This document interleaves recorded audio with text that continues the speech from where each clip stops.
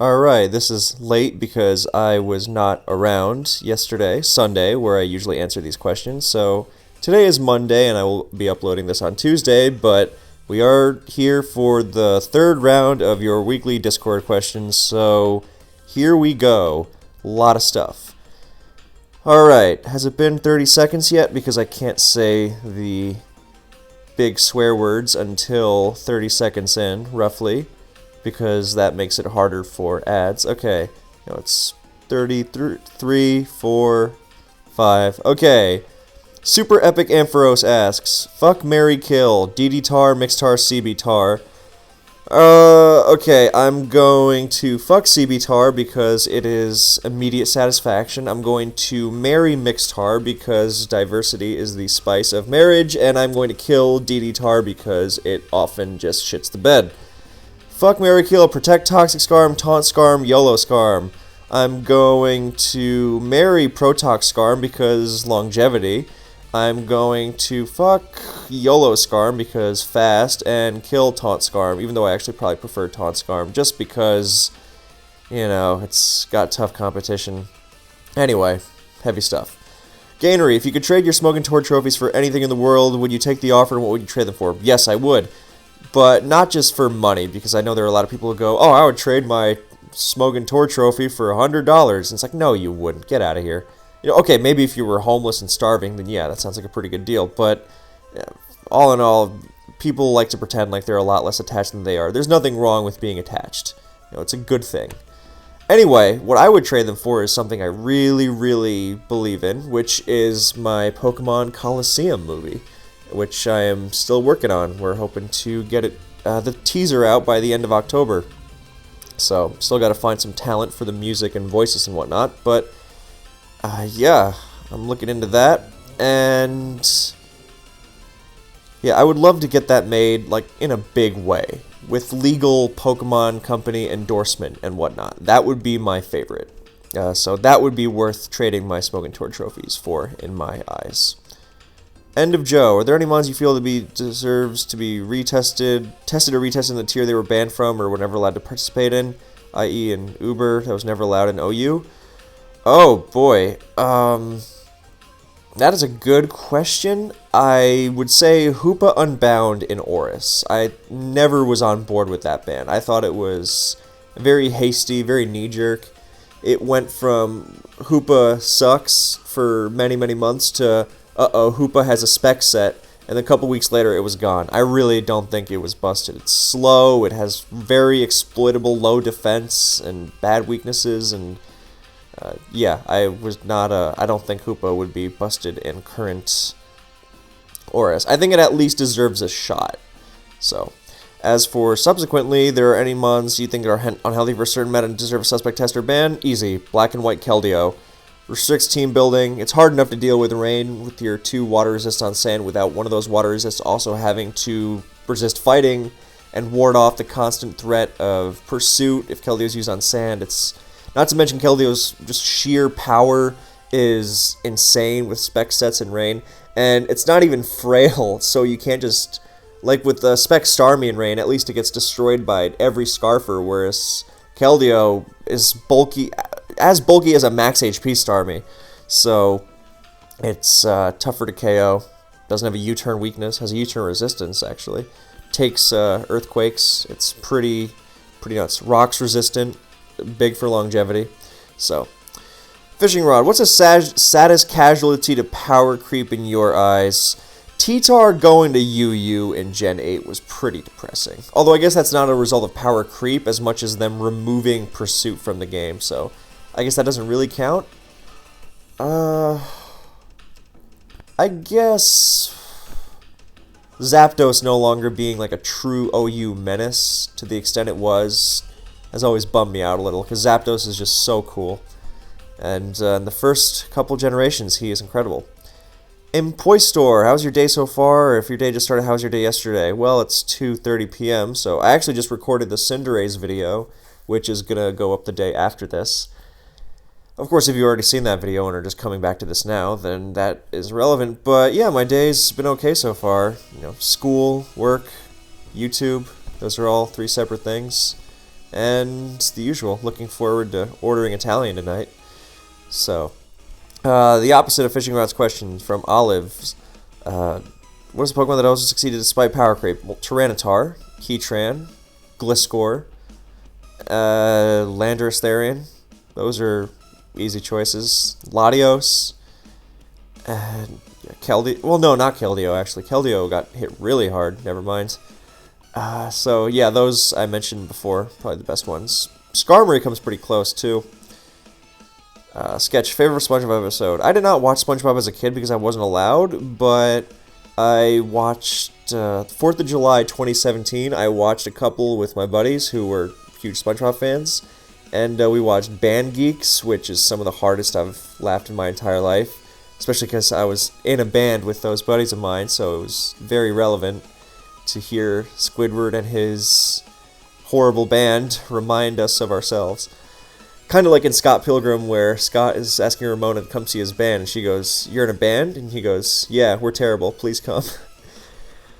Hashtag relatable. Anyway, so yeah, Band Geeks. I've watched it several more times since then. When I used to teach kids English, then I would used to show them that, and I would ask them to translate. It was real fun. Mostly just an excuse for me to watch it over and over. So that's the one episode I really remember that. And it is my favorite, but God, it's funny. Beats Black. What if it was all a dream and Arrow has Rock Slide and RBY? Well, that would be pretty good because it would be able to wall a lot of Snorlax. Not Ice Beam Lax or Amnesia Blizzard Lax, but most. And it would actually be able to threaten Tauros. So that'd be pretty good. I think it'd be worth trying. It doesn't have Earthquake, though, so it gets walled by the other rocks, so that really sucks. But I guess if it's like a Zapdos that can help out against the normals and absorb booms, then yeah, it'd probably have more of a niche than it does now, at least. And Arrow having Rock Slide and RBY actually is good for Arrow and GSC, because having Rock Slide there would make it, not good, but not, worthless. So it would be a Spikes immune counter to most things Snorlax wants to do that doesn't have to rely on Hidden Power Rock for stab.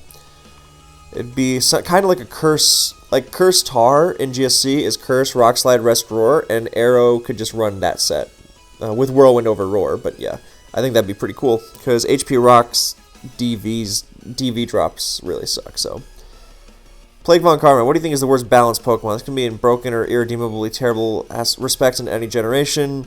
Keldeo, or no, not Keldeo. Sorry, Toxapex, because I think it's got so many good things going for it. Toxic, T-Spikes, Knockoff, Scald, Haze, Baneful Bunker, Recover and Regenerator. It's really, it's freakishly bulky, and on both sides, unlike something like Slowbro or Tangrowth, which can have weaker defense exploited.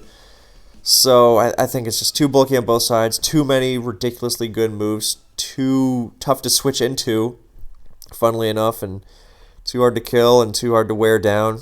Ugh, yikes. Reese Hughes, opinion on GSCNU. Seems like a fun metagame, but, I probably wouldn't get into it other than for a video maybe, but definitely not on my list of priorities, which grows larger every day. So, yeah. Opinion on GSC Kingdra.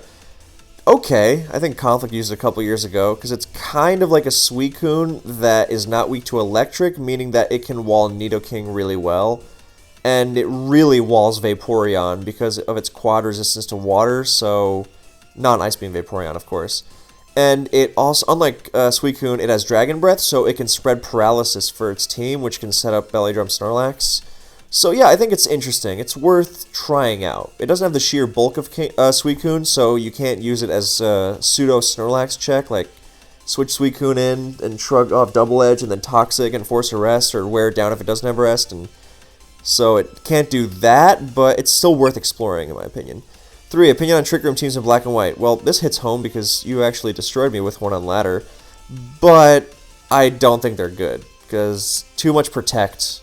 Way too much Protect, and the abusers aren't very good. You're going to struggle against stuff like Gliscor and Reuniclus and It's not worthwhile in a serious match, in my opinion. If you're just messing around, then who am I to tell you anything else, considering I spammed our Manitan Victini's son? So, Calamity Greed, have you seen JoJo? And if you have, what's your favorite music reference? I have not seen JoJo because I do not watch anime. So, I know they make a lot of cool music references, so I'm sure that they've made, I think they referenced Sex Pistols once, so that's pretty cool. I only know that because I know a lot of people who name their Pokemon after stands. I don't know what those stands are, but I've seen Sex Pistols and Highway Star, which is a great song, and so something like that. Mega Cyber, do you like doubles formats, double OSU, VGC? No, I don't. I do not enjoy them. I don't enjoy the dynamics. I think it's a lot of very turn-intensive guessing, which is not my style of Pokemon. I don't enjoy that. So, just a Blub Boy. What Pokemon do you wish were better / worse? I think I want Luxray and Staraptor to be amazing. That's my deepest, most fervent wish. Which Pokemon do you wish were worse? Toxapex, of course. Closet Homo. Do you like Hong Kong/Chinese Kung Fu movies? Stuff like Five Deadly Venoms, Shaolin vs. Wu-Tang, 36 Chamber of Shaolin. They're on my list of movies, which is enormous. But so I know that there are a lot of movies in that vein that I really should be watching, like John Woo stuff. I don't know if he's part of I think he's newer, right? He's like from the late 80s, early 90s, and the stuff you're referring to is from the 70s. So, stuff in that vein I'm very much looking forward to, because I like good action scenes. What I have seen are 2 Stephen Chow movies, Kung Fu Hustle and Shaolin Soccer, and those were really funny. I realize that these Kung Fu movies you're referring to are not as much in the funny vein, but I appreciated their blend of the art of Kung Fu and ridiculous humor, which was very much up my alley. So I'm looking forward to getting to those eventually. My list of movies is huge. Pizza Burger 28, if you were a Snorlax, what would you want your Eevee spread and moveset to be? Self-destruct to put me out of my misery as soon as possible. Choice Band, Max Attack to make sure I really go out with a boom. And the rest doesn't matter because I'm just exploding. Non-invasive Weeb. If you could buff any type, which would it be and how would you buff it? I would buff ice types. Obviously, I would give them a couple more resists. Because, I mean, right now it's just depressing. I think ice resisting... There was a discussion on this topic in the Discord just yesterday, I think. I would let him buff... I would let him resist, I don't know, water? It'd be nice to have another water resist. And... something like that, I guess. Ice... resisting poison? I think if steel resists poison, you could... Well, I get what you mean, but... ice resisting water and poison, I think, would be nice. And bug, because what bug is going to break through ice? So yes, I would give it resistances to bug, water, and poison. So, what's your favorite TV show of all time? 30 Rock. Absolutely 30 Rock. It has everything for me. It's funny, and it's not just super funny. It's funny, it's intelligent, and it's not just funny, but it's also the very irreverent, kind of absurd funny that I really, really like. Almost Monty Python-esque. It's just wonderful in every aspect. I was watching an episode to fall asleep the other night. It was the season 6 finale, spoilers, and Hazel was trying to take over as Tracy's caregiver, for her own selfish purposes. And, Tracy is obviously named Tracy Jordan on the show, and Kenneth goes, you can't not have him take his meds. He says crazy things. And then you hear Tracy scream, we're on a show within a show. My real name is Tracy Morgan. Shit like that. Oh, I love it. It's perfect. As for, more dramatic shows, then it's hard to go wrong with Breaking Bad just because it's perfect from start to finish. I've seen it like 6 times by now. But overall, it goes to 30 Rock. I also really love the first half of Dexter. Of course, the second half is tragic, but the first half is wonderful. Yeah, I also like a lot of other shows. I like the first half or so of The Office. and Parks and Rec, stuff like that. Community too. The first half of shows really seems to be where most of them hit their stride. Like Game of Thrones obviously fell off a cliff after not season 4, but I think 5 and 6 were notably worse in terms of plot contrivances. But 7 and 8 were just embarrassing. Whereas 5 and 6, well, 5 I thought was boring, but 6 at least had some good spectacle, which was kind of past the point of the show, but whatever. Anyway, yeah, that's why I like 30 Rock and Breaking Bad. They're just perfect start to finish, and I think they're at their peak. They're at the best of what they did too. That said, I still have to watch The Sopranos past. I'm not like season 2, and I just and The Wire, so I probably shouldn't make that statement too definitively yet. I'm just not into shows as much these days. It's such a time commitment. So eventually I'll get to them. I'm really more into the movies. So, I'll make my Breaking Bad statement a little less definitive, because I gotta watch those. And like Oz and other stuff, but time. But yeah, overall it is 30 Rock without a question. I think it absolutely is the best in what it does. So, Horogumo, if you could bring any Pokemon from future generation to any given previous generation, like Miltank and RBY or Claydol GSC, what would you add to Gens 1 through 5 and why? Please pick a different Pokemon for each generation. Oh my god. Okay. Well, thank you for asking me to have a good day, because I'll need it. Even though you use the horrible C word. Anyway, the quality, Anyway, if you get, okay. From GSC into RBY, I'm bringing... Well, I guess I can't bring a Steel type in there. So I guess I would bring...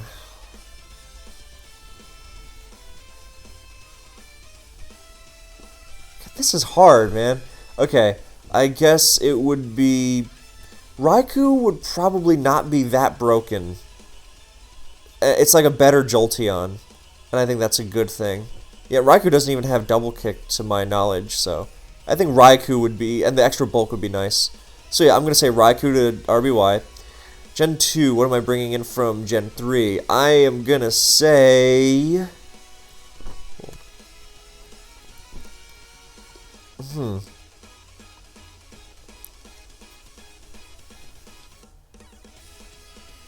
Metagross would be good. Yeah, I don't know. The extra explosion would be tough, because it doesn't have any good stab. But I think Metagross and GSC would be very interesting, so I'm going to say that. Gen 3, what am I bringing in from Gen 4? Hippowdon. Yeah, Hippowdon, because it's like... Swampert on roids, assuming it should get Slack off, yeah. So yeah, Hippowdon in Advance would be a tanky monster, and I'd be very interested to see. It'd be like a Donphan that doesn't spin but has Recover and doesn't have a quad weak to HP Grass, and unlike Flygon doesn't have a quad weak to Ice Beam either, so I think it would be very interesting to have a reliable recovering T-Tar counter. You'd probably see a lot of toxic T-Tar in response, but I think it would be worth exploring. So, and for Gen 4, from Gen 5, I would add Terrakion, obviously. How would that be broken? No, I would not add Terrakion. I would add, definitely not Landotherian, it's way too strong. God, I don't know, what would I think I'd have to dip into the lower tiers for that. Maybe, definitely not Ferrothorn, not Jellicent. Not Reuniclus, God no. Yeah, all the new Gen 5 Pokemon would terrorize Gen 4. All the good OU Gen 5 Pokemon would terrorize Gen 4. Like Haxorus and Hydreigon and stuff. Yeah, Hydreigon would be nuts. Absolutely nuts. That was actually the subject of a thread in Ruins of Alph. Like, what if X Pokemon was in Y? And Hydreigon would definitely be too good for OU. So I'm going to say... I'm going to have to dip into the lower tiers. I don't know, let's say Virizian's too fast, I think. Yeah. Cobalion might be interesting. I'm going to say Cobalion. It's fast, but not very strong. Got an interesting move pool. So yeah, I think Cobalion would be interesting. And for Gen 5, then I would add... Yeah, like, most of the new Gen 6 Pokemon suck in OU. Like, the best, I think, is Talonflame, and most of the rest is just, your Gliscor, Clefable, Ferrothorn, T-Tar, Mega Metagross, that kind of thing. So, Keldeo, obviously. Like, if you look at the Oris CBB team that I uploaded yesterday, or today at the time of this video, then all those Pokemon are legal in Gen 5. Well, or they exist in Gen 5, so. And yeah, so I don't know about that. I think it would have to be Talonflame, because everything else just kind of sucks a lot. So, and Talonflame wouldn't be very good. Yeah, I think Talonflame would be interesting in Gen 5. So, there you go. Non-invasive weed, what would your opinion be on an ability that acts like Intimidate but drops special attack? Yeah, bring it on. I'm always up for more ways of playing defense, more interesting ways of playing defense. I think that makes for interesting dynamics, and I think with all the power creep that comes around, then the more options you have to deal with defensive stuff, with crazy offensive stuff, the better. One last question, what advice would you give to someone learning another language? You don't want to ask me. I've never been very good at learning other languages, mostly because I've never really tried. I've been lazy, but like the fact I don't speak good, fluent Russian is kind of embarrassing because I just never dedicated myself to it. I would say it's probably just a matter of dedication, and that dedication starts with Googling better ways to learn languages. So, yeah, you don't want my advice. What I do, whenever I've been in the States for too long, then I'm going to start speaking Czech like an idiot whenever I come back here, and vice versa, actually. Because even though everything online is in English, then, I get back there and I have trouble spitting out a sentence that isn't absurd. So, I like to just, usually it's the other way around, but yeah, and when I've been in the States for several months, then I'll just start watching my favorite movies, but in Czech, and that helps. So, I'll just get back into hearing people speak it, before I set foot in the airport. So, pizza and ice cream. This may be a difficult question for you to answer honestly, but do you get irritated interacting with unaccomplished players? This is a great question. I'm glad you asked it, but I'll finish reading it first. I asked because in a recent laddering video you mentioned how you get annoyed when people ask you for teams, although admittedly I think the ladder was getting to you at the time. I never really just asked you for teams, but in the past, before you created this Discord, you helped me a lot by discussing older gen teams and other random things, and I hope it wasn't annoying for you. I would honestly understand if it is annoying talking to people you don't know, and even if that is the case, I'll always appreciate how much you discuss and help me with. Well, first of all, thank you for your understanding. But no, the answer is I don't get irritated interacting with unaccomplished players. That would make me an egotistical jackass, and I try to not be that. So I don't mind helping people who ask for help. I mean, look, I don't want to get into a full-blown tutoring session because that takes a lot of time, but if you just want to know, hey, why does T-Tar run this or that, then yeah, I don't mind that. What I do mind, well, and you are correct that the ladder was irritating me at the time, but what I do mind is entitled people just asking me, gimme teams, gimme this, that, and the other thing. Not just because they're very often rude about it, just, hey, can you give me this team? Without saying, people who only ever PM me if they need me to give them a team. I really dislike that. But it's not so much that as I go out of my way to make it so that there are a ton of resources for you to be able to get into this stuff on your own. I don't want to hold people's hands. I don't mind helping. That's why I have this whole channel to begin with. But I really dislike when I go out of my way to make this resources thing, which has years and years of everything you could possibly know, and instead of looking into that, then people's first instinct is, hey, gimme. And I once had a tournament game, and I lost by the skin of my teeth, and I was kind of irritated because I made a bad choice in the team builder, and 30 seconds after I had lost, then a guy was PMing me for my team. That I cannot fucking stand. So, people who don't have, common courtesy, why the fuck would I want to help you if you're going to PM me like a jet? I realize the way I just started saying that makes it sound like I'm talking about you, but I'm obviously not. I'm just talking about the general you. But, why would I want to PM someone who PMs... Why would I help someone who goes, hey, give me your teams. I need teams. Like there aren't a million very public, very good, very proven teams out there for you to use. You just have to go, hey, I need more. Especially when it's like, oh, here's this 15-year-old metagame, but I've had this team like a month. I think it's outdated. Better get some more.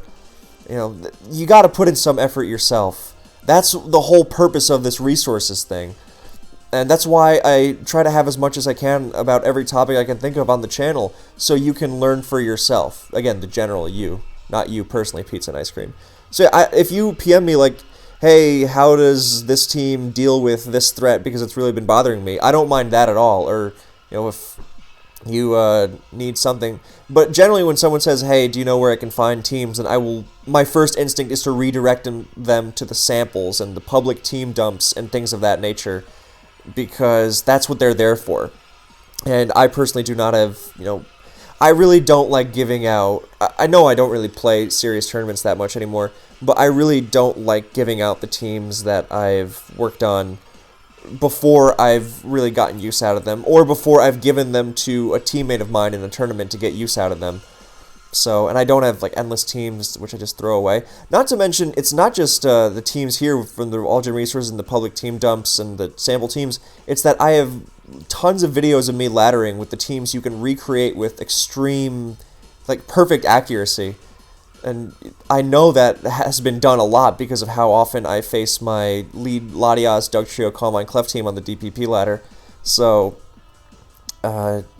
yeah, I hope that shed some light on it. If it didn't, then feel free to ask a follow-up question in Discord for the next week of questions. But yeah, here's a summary of what irritates me. Like, I made the video about August's DPP team with my Lodic, right? And in the comments, there was a guy going, you need to include an importable. And that really pissed me off, because it's almost like I just spent 45 minutes with every single detail of the team on the screen, and you're so goddamn lazy that you can't just recreate it yourself with 100% accuracy in the team builder. You just need me to spoon feed you right to the last drop just so you can copy paste it. So I really, really dislike that. I'm obviously for having public resources and helping people get better, because I don't think that, just because I had to, fail a lot, without public resources, that everyone should go through that. That's, that would be petty and stupid.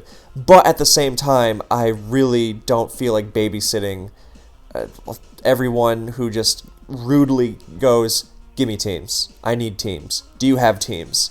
It gets really old, and it's not like I'm the only person who can help you out with that. So yeah, I'm repeating myself at this point, but I hope this was, I love helping people. That's the whole reason I have this channel.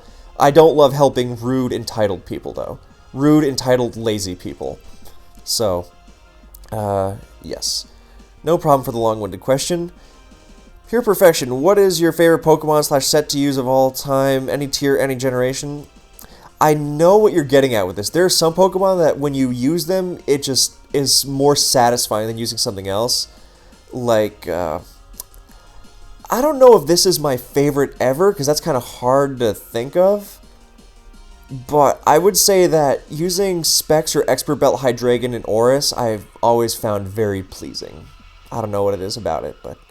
other than that, I have a proclivity for more bulky defensive teams, so I like doing stuff like getting free knockoffs and U-turning out with Tornadus while the opponent doesn't have rocks up, or getting up rocks for free while my opponent doesn't, or, getting a clean, unanswered spin-off, stuff like that. I enjoy that.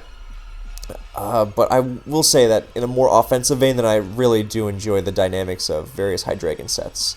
So, Firo, you may have already answered this, but what is your favorite tier ever? DPP UU? That's close. It really is up there. I do love DPP UU like little else. But my favorite tier ever is DPP Ubers. Pre-Arceus. Horrible Arceus. I hate it. But yeah, pre-Arceus, I love, love, love DPP Ubers. It is my favorite ever. If we're talking about metagames that really no longer exist, then I loved the original DPP OU metagame with Latias and Salamence. I miss that a lot, but I did love that very much. Harbinger, how much money would it take to get you to bring GSC Steelix to an SPL game and thus throw the game? Well, I don't hide my dislike for GSC Steelix because it's an electric and Snorlax check that gets worn down and does 0 damage in return without killing itself with explosion, which means you don't have your check to those Pokemon anymore, and It invites in Cloyster, and you can't even force out Zapdos because all you do is roar, and at least you can Earthquake Snorlax, but yikes, you get worn down fast. Ugh, Speed Tie, Fire Blast, Explosion does nothing. Ugh. That said, I do think Steelix has some good points, obviously.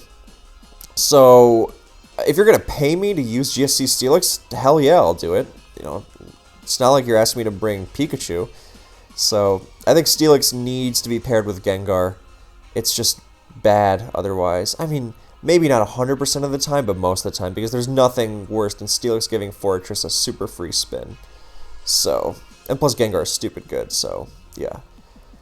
So I don't think Steelix would be throwing the game, but yeah, if you're going to pay me, then hell yeah, I'll bring Steelix. So, that said, I'm going to squeeze you for as much money as you're willing to give up, so. And just when you think you're not going to give any more, I'm going to take you one higher, and you're going to cave. Red Glitch Fox. If you can delay the introduction of one Pokemon by one generation to any generation, Toxapex Gen 7. Easy. Yeah. Godslayer King Clef. Chomp. No, I like Chomp. And it's great in DPP Ubers, so no need to delay it to Gen 5. Pendant 76. Worst fully evolved Pokemon across all gens that evolves from something else. No unknown or loved Spallettian counts. Interpret worst however you like. I don't know. Probably Beedrill. Unless you're counting Mega Beedrill, in which case I'll just switch over to Butterfree. Thoughts on Blargle Fargle? He seems like a decent guy, but has a weird sense of humor sometimes. Although, I was very glad to find out that he is an ironic Ben Shapiro fan and does not actually believe in any of that garbage that guy spews out. Beats Black. In your recent memory, what's a surprise set you've seen that had a major impact on the outcome of games? Similar, how do you describe DD Mixed-Turn Earthworm versus Goki? Soulwinds, Sub Protect, Calm Mind, Suicune in DPP, and against ABR in the finals of the Classic. That was a big one because Tricking had used it on a team XCal had built in the semis. So I guess you could actually call that one because the only reason that set didn't go insane was because it got T-Bolt Para, I think full Parrot actually, where it was probably just going to set up and sweep. So I think both those games count. That Suicune set is the devil if you support it well. So. Yeah, bringing Vincoon over to DPP is nuts. So I think that probably counts. Yes. IPF, not sure if this has been asked already, but who do you consider your favorite team tour experience? Wow, that was horribly pronounced. What would you consider to have been your favorite team tour experience, and who is your favorite teammate of all time? My favorite team tour experience is... Oh god, that's tough. SPL 3 was my first SPL, and I really loved it. Even though we met our end tragically in the semifinals, and I had some really great ones, but definitely SPL 8, I think. SPL 8, 9, and 3 in that order. Although then I'm missing out the World Cups, and I loved World Cup 2013, and 2015, and 2016. It's tough, but I gotta go with the SPL 8 Raider. I'm not gonna rank the rest, but the SPL 8 Raiders were the best SPL team of all time. We went 8-0-1 in the regular season, and the only reason we lost was because Mazar was a cheater on an absurd scale. So, yeah, and we just had great camaraderie, lots of fun. We really came together as a team. It was wonderful. I loved it. My favorite teammate of all time is... Hard to go wrong with TDK. That guy will give his soul for the team. And he just works hard. He helps out everywhere. He's very knowledgeable. He's reliable to win important games. Yeah, I loved having TDK on my team. It was beautiful. Speedy Slowpoke. Hey, BKC, which generation of competitive OE Pokemon do you feel has the least amount of RNG and Problem Hacks in particular and having to play around it? Tough question.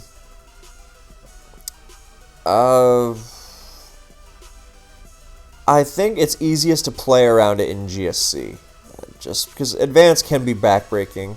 Advance usually you can play around it, but I think it's easier in GSC with the amount of bulk and rest and sleep talk things going around. So, and just the lack of power come from everything being all bulked out, meaning that one para or one crit is not necessarily enough to ruin you. So, I think Gen 2 probably.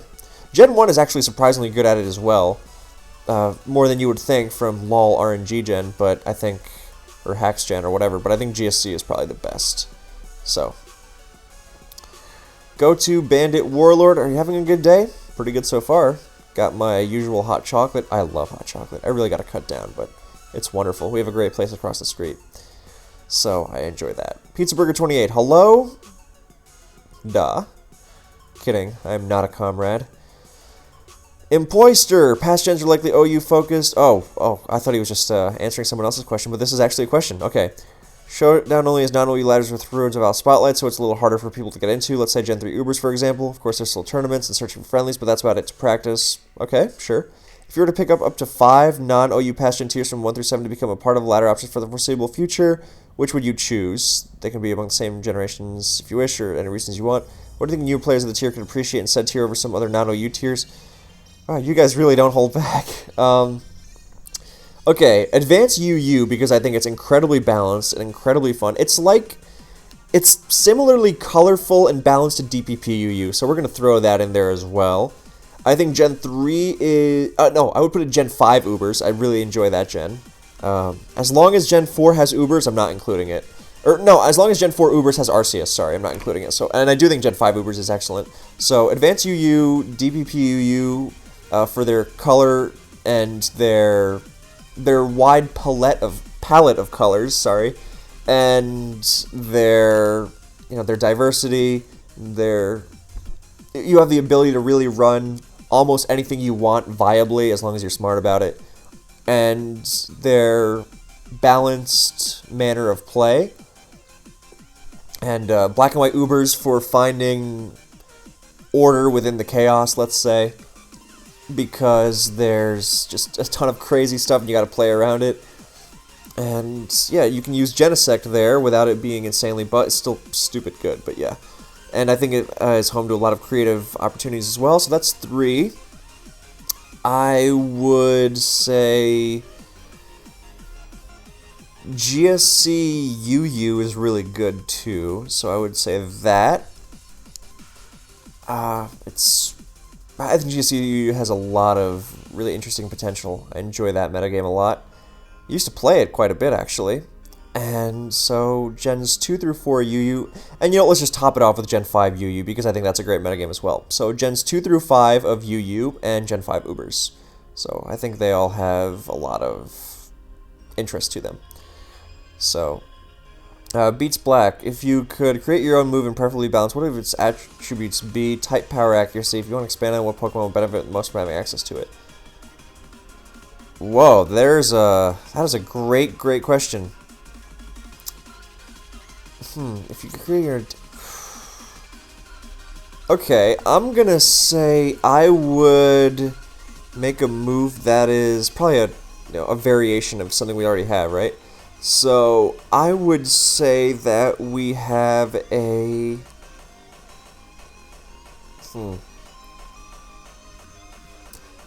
Well, I love Protect, so we're going to say a variation of Protect.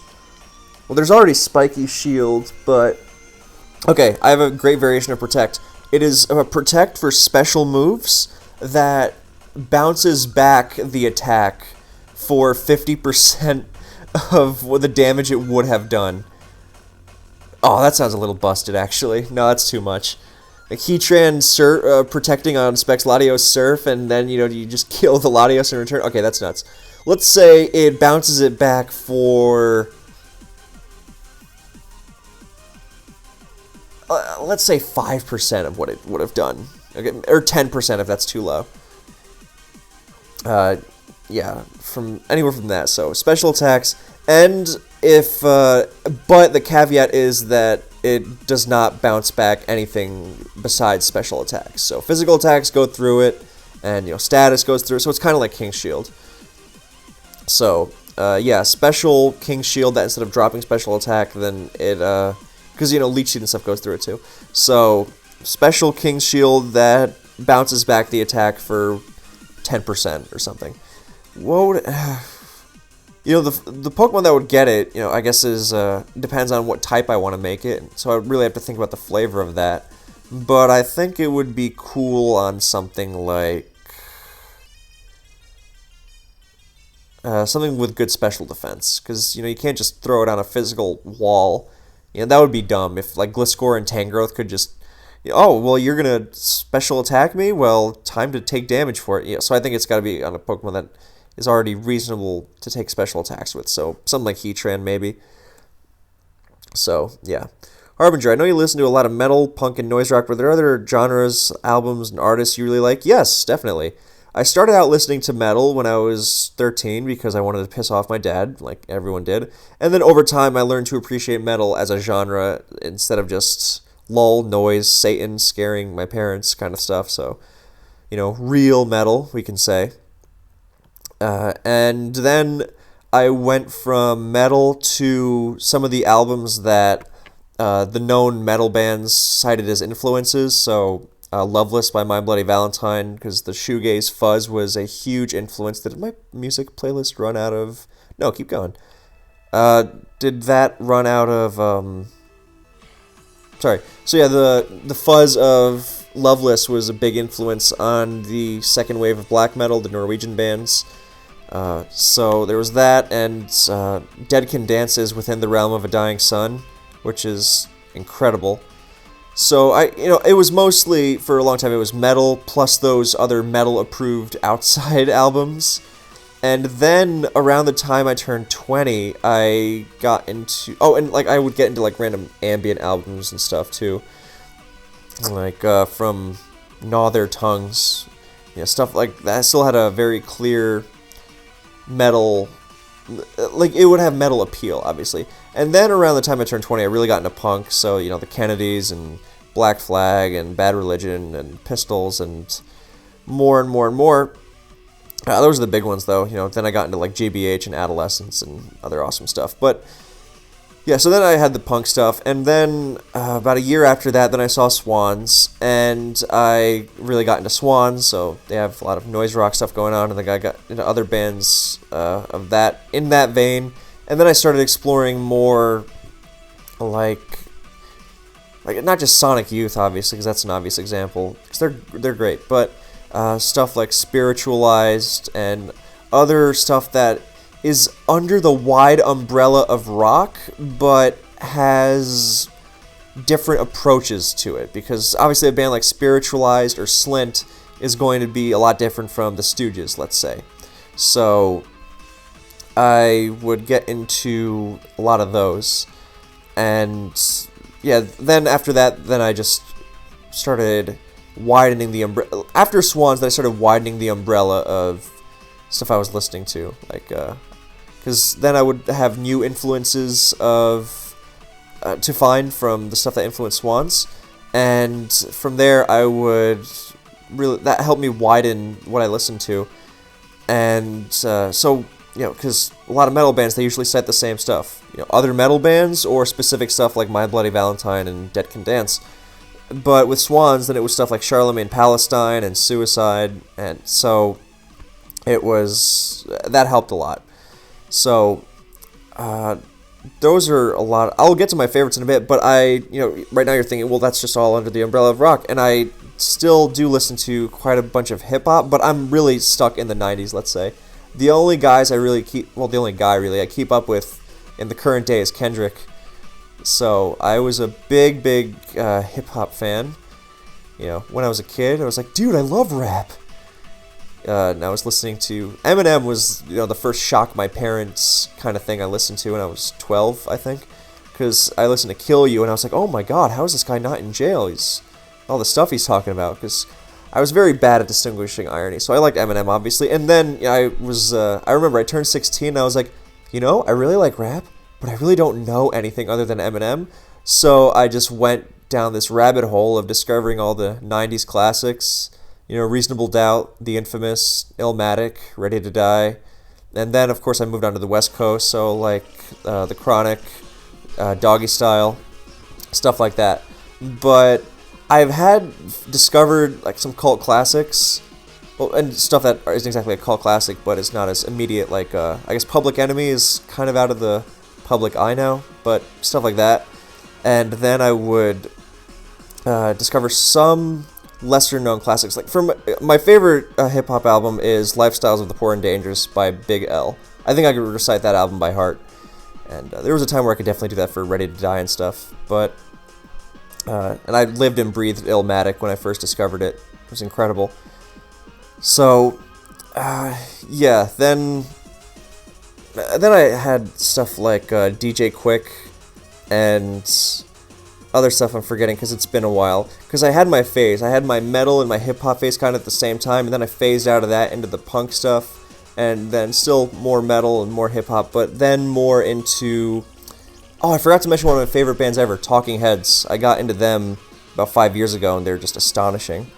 So, I was really into that for a while, but I wasn't able to find more stuff like them. But I did love the Talking Heads, and that was where I was first like, hey, music is allowed to be catchy and not just a screaming assault of death. So, and, you know, I love ABBA, of course, because what sane human doesn't? So, yeah, then I haven't kept up with much outside Kendrick, and, like, yeah, so that's on me, but I haven't kept up with most new metal either. I kept up with, like, Run the Jewels and stuff, because they're fantastic, but I haven't delved into a lot of what I have. Like, I haven't listened to Cannibal Ox's The Cold Vein, for example, and I really should have by this point, but yeah. So, I know the basics, but I'm very much stuck in the basics. So, I still think something like Paid in Full is absolutely astonishing, but, yeah. I hope that was that was a satisfactory answer. My favorite album of all time is Funhouse by the Stooges, followed by The Seer by Swans, followed by Far Away from the Sun by Sacramentum, which, if you like black metal and haven't heard that, you owe it to yourself to check that one out. Followed by... what's number 4? Alright, if I don't remember it... Lifestyles, obviously, by Big L. And then I'm not sure where I would go. Oh, number 5 is Fresh Fruit for Rotting Vegetables by the Dead Kennedys. And after that, you know, it fluctuates, but that's my top 5 and is settled there for some time. So, yeah, there you go. FD7777. What is the thought process behind the masterfully crafted dance sequence of the BKC After Midnight video? Well, you see, I was either about to wash the dishes or I had just finished washing the dishes, and either way, either I was happy I was done or I didn't want to do it, so ABBA was playing, and I just decided to let the music take me. And it's because I'm just such a naturally gifted dancer that we got such a wonderfully sequenced, crafted, I'm just taking your words now, thing out of it. Yeah, that was very loquacious of me. Anyway, Metasquirtle, if you didn't upload competitive Pokemon videos, what would you most likely upload instead? Probably nothing. But if I had to pick one thing, then probably music stuff. Because I have good taste in metal. I have good taste in metal, and the other stuff I'm more of a surface level beginner to. I know the basics, but of most genres I'm familiar with. But metal is the one where I could really consider myself an expert in, so probably that. You know, because I have high standards, so I would not recommend insert generic death metal album that we've heard a million times before just because it came out this year. Instead, I would say, no, it's fine for what it is, but just go listen to something by Drawn and Quartered instead.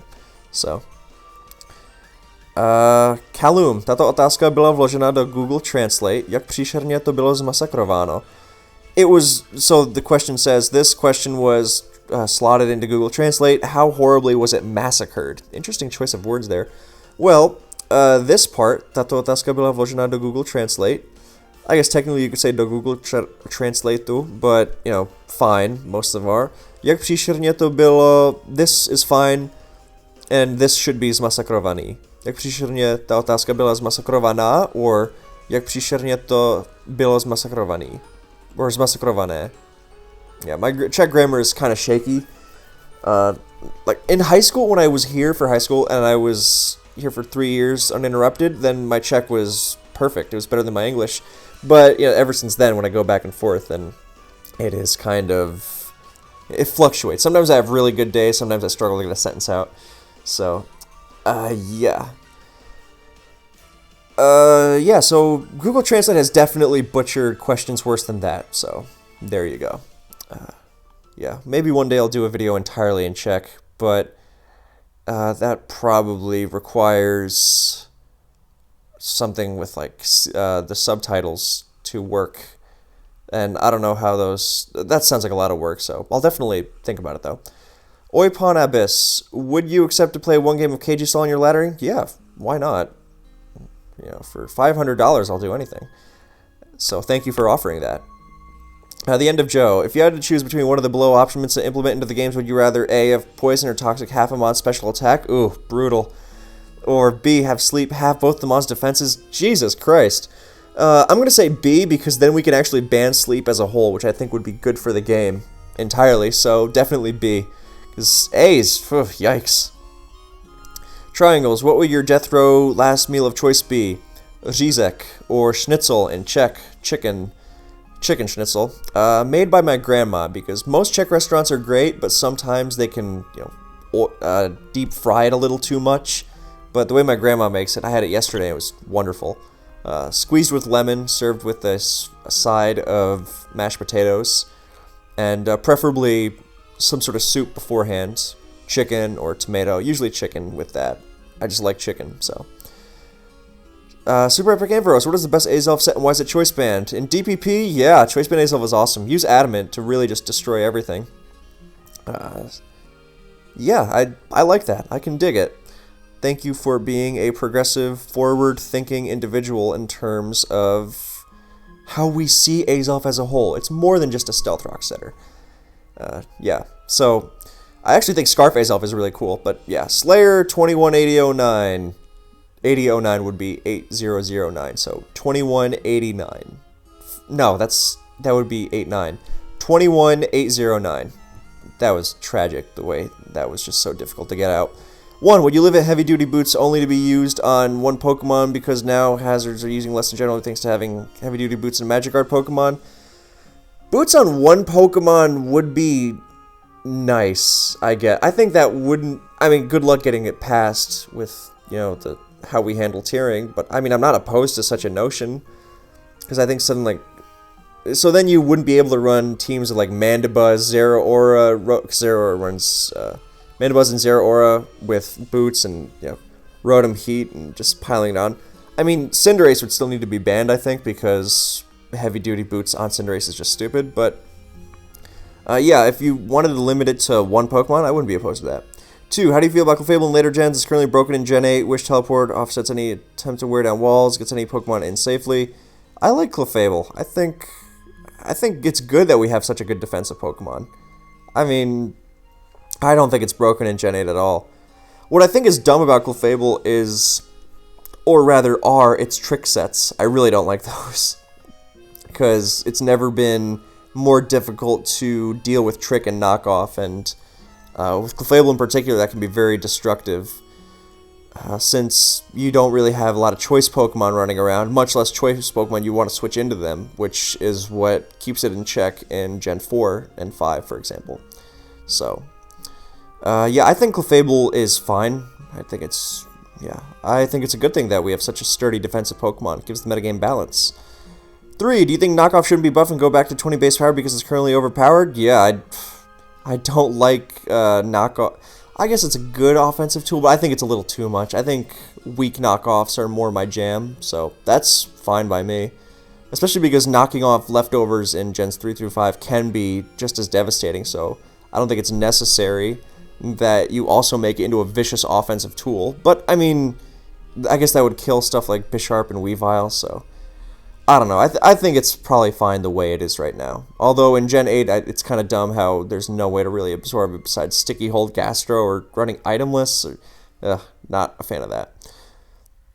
4. Lastly, how do you talk about Gen 6, 7, or 8 on False Swipe Gaming's videos if you don't play much? Well, I do play Gen 6. I don't play it on the channel, but I am a very experienced Gen 6 player, actually. I have had a history of playing it successfully in tournaments, in fact. So I know my Gen 6. And I did keep up with Gen 7 during the main generation. So, but like for lower tiers and stuff that I'm not too familiar with, it's not really hard to look like the information of that specific Pokemon up, and then I'll ask someone who's experienced with the tier. But generally, I understand Pokemon well enough to where, after reading about it and looking at the metagame and the viability rankings, that I can piece together what the Pokemon does and how it functions. So... it's a combination of doing my research and experience, letting me understand how it plays. Argumentative. Hi, just discovered the channel and I'm inspired to dust off the Game Boy and catch them all. Well, that is the purest form of a compliment I've ever received. Thank you. Is there any chance you or the Discord in general discusses in-game Pokemon for things like the Gen 3 or 4 Battle Frontier, the Battle Subway, and Pokemon World Tournament in Gen 5? Not really, but I mean, I'm sure it's not a common topic of discussion, but I'm sure that people are, willing to, if you ask in general, then I'm sure people are willing to discuss it. But yeah, it's not a focus, let's say. So, but yeah, I think those are interesting topics, for sure.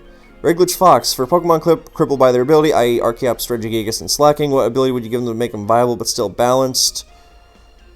Archeops can probably just do any ability, so just make it a true Aerodactyl clone. Give it pressure, let's say. Because Rockhead with Head Smash might be a little much, because it is really strong and fast, so just give it, I don't know, pressure or... Yeah, pressure, I think that's the most neutral. As for Regigigas and Slacking, well, Slacking is insane. So,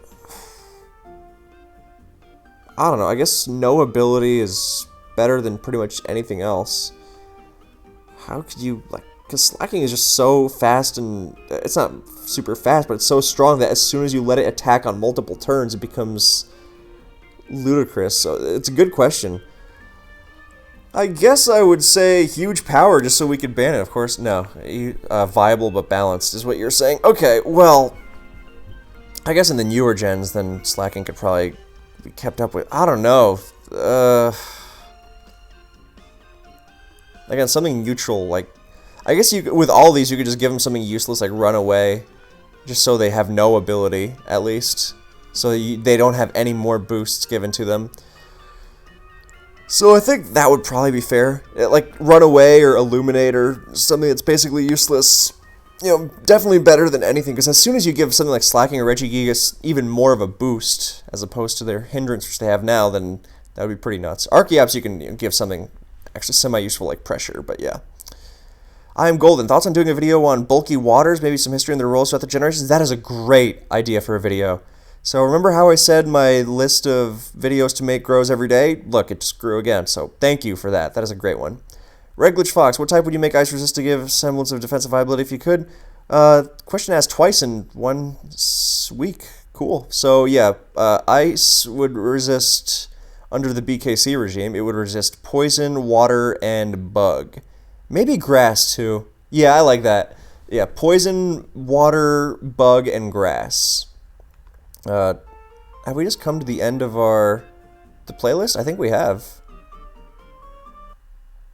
Okay, so now we gotta go back to the... Oh, no, we haven't. Okay. I'm sorry about your loss, Zame. So, but, yeah. Zame does great stuff. Subscribe to him. Although, he has more than triple my subscribers, so I'm sure he doesn't need the help. So, but yeah, do that. Actually, I think close to more than quadruple. But yeah, where were we? Oh, here we were.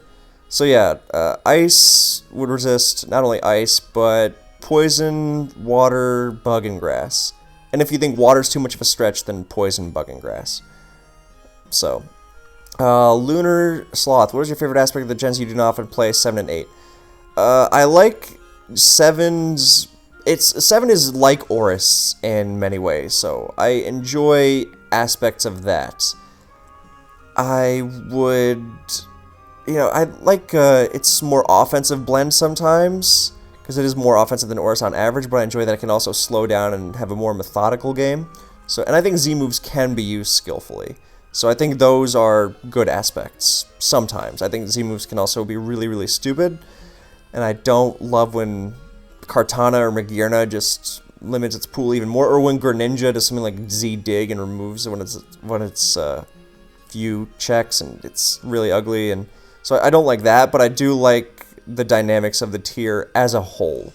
It can just be very frustrating to play, and I've had some success in Sun and Moon before, actually, so I have been able to accustom myself to the metagame and deal with it and play it well. It just did not, I did not enjoy playing it over time as more and more broken aspects of the metagame started to reveal themselves. So yeah, that was but I do enjoy the Oris-like nature of it, the cross between strong pokes you got to dance around, and the ability to go for longer games, longer, more methodical games. For Gen 8, I do like that the games can go for a longer time. I like those. I enjoy those. So I do enjoy that. I don't enjoy stuff like offensive Pokemon being unkillable with boots, but that's another thing. And of course, Toxapex is dumb, but yeah. 2, if you got any item from later generation to Advance OU, what would you pick and how would that change the tier? That's a good one. I don't think there's enough physically defensive Pokemon with recovery to justify a Rocky Helmet, and there's not really enough contact moves to really justify it either, because you're not doing it. It's not doing anything for like Rock Slides and Hidden Powers and Earthquakes, but Aself might be interesting. Aself Metagross would be really cool, actually. Oh, as of Metagross needs a boost, or T-Tar. But yeah, Aself might be really good, because special attackers can be kind of nuts sometimes, so I think that would be... I don't know, I guess if you're really making sure... it would be nice to have some more ways of answering Zapdos and Starmie and the Calm Mind Sweepers and, you know, Moltres and stuff, so I think Aself would be interesting. As for anything else that would be, you know, less potentially insane, then I guess I would consider... Jeez, I don't know.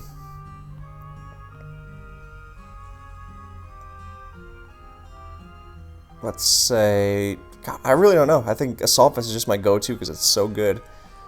But I'm definitely not heavy-duty boots. Well, maybe? No, I don't... Maybe, because there's only spikes and... I don't know. Nah, I don't... Yeah, I'm going to stick with Assault Vest. Okay. What was your favorite starter Pokemon, Typhlosion? It used to be Charizard, and then Game Freak ruined Charizard for me. It really sucks, because I love Charizard so much. I was 6 years old, and I was so proud to be the same age as Charizard's Pokedex number. And I know that's adorable. But then Game Freak, ever since Gen 6, they've just been shoving Charizard down our throats and ruining them, so Typhlosion takes the cake. Makana, can you interview the Linear Curve? I can ask him, and other people have asked me to do this, but I asked Linear to join the Advanced cast we had a couple months ago, and he declined there. Just like Solwind, I think he's the kind of guy who doesn't really go for that kind of thing, so I would not hold your breath on that one. Regulus Fox, what's your ideal time to sleep and then wake up? Well, my ideal time to sleep is whenever I feel like it, and my ideal time to wake up is early in the morning, but of course when I sleep whenever I feel like it, then I don't wind up waking up when I'd like to, so it does not, so that doesn't, those two don't really go together that well. But I think, you know, going to sleep around midnight, a little earlier, and then waking up at, you know, 7 or so is probably ideal. It's a good feeling to wake up early. It just sucks that you have to go to sleep early to make that really happen if you want to get enough hours of sleep, so. My name isn't Wayne. What would competitive Pokemon look like without Toxic? Worse. I think Toxic is a great move to have as a catch-all for some of the dangerous stuff we have flying around. So, yeah, Toxic is good. Would not enjoy not having it. Bruh. Another music question. You ever listen to power metal like Dragon Force? I'm not a power metal guy. I like some old power metal. Like, I think this Italian band named Adramelk is absolutely incredible. And I think some US power metal like Yog Panzer and the Lord Weird Slow Fedge, I think. F-E-G. I don't know how you pronounce it. But they're great, and Halloween is really good. But I don't like the epic variety. The super... Like, either you have the super technical stuff like Dragon Force, which I'm not a fan of, or like the super epic stuff like Sonata Arctica and Nightwish. I just don't enjoy that at all. It does not hit as hard as my more preferred bands. I think I'm more in the vein of stuff that sounds more like heavy metal. So like the stuff I've mentioned, and Merciful Fate isn't power metal, but I think they have a lot of stuff that power metal fans would appreciate while not really sacrificing on their hard-hitting metal attributes, which I think a lot of power metal gives up on. So I'm not really a fan of that style of power metal, no. What's a movie you wish was more viable?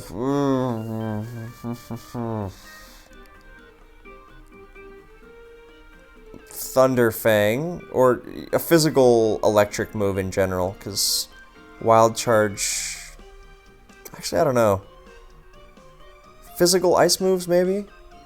Well, I guess you can't give everything Ice Crash.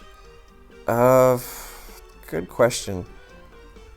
I guess I wish, tough question.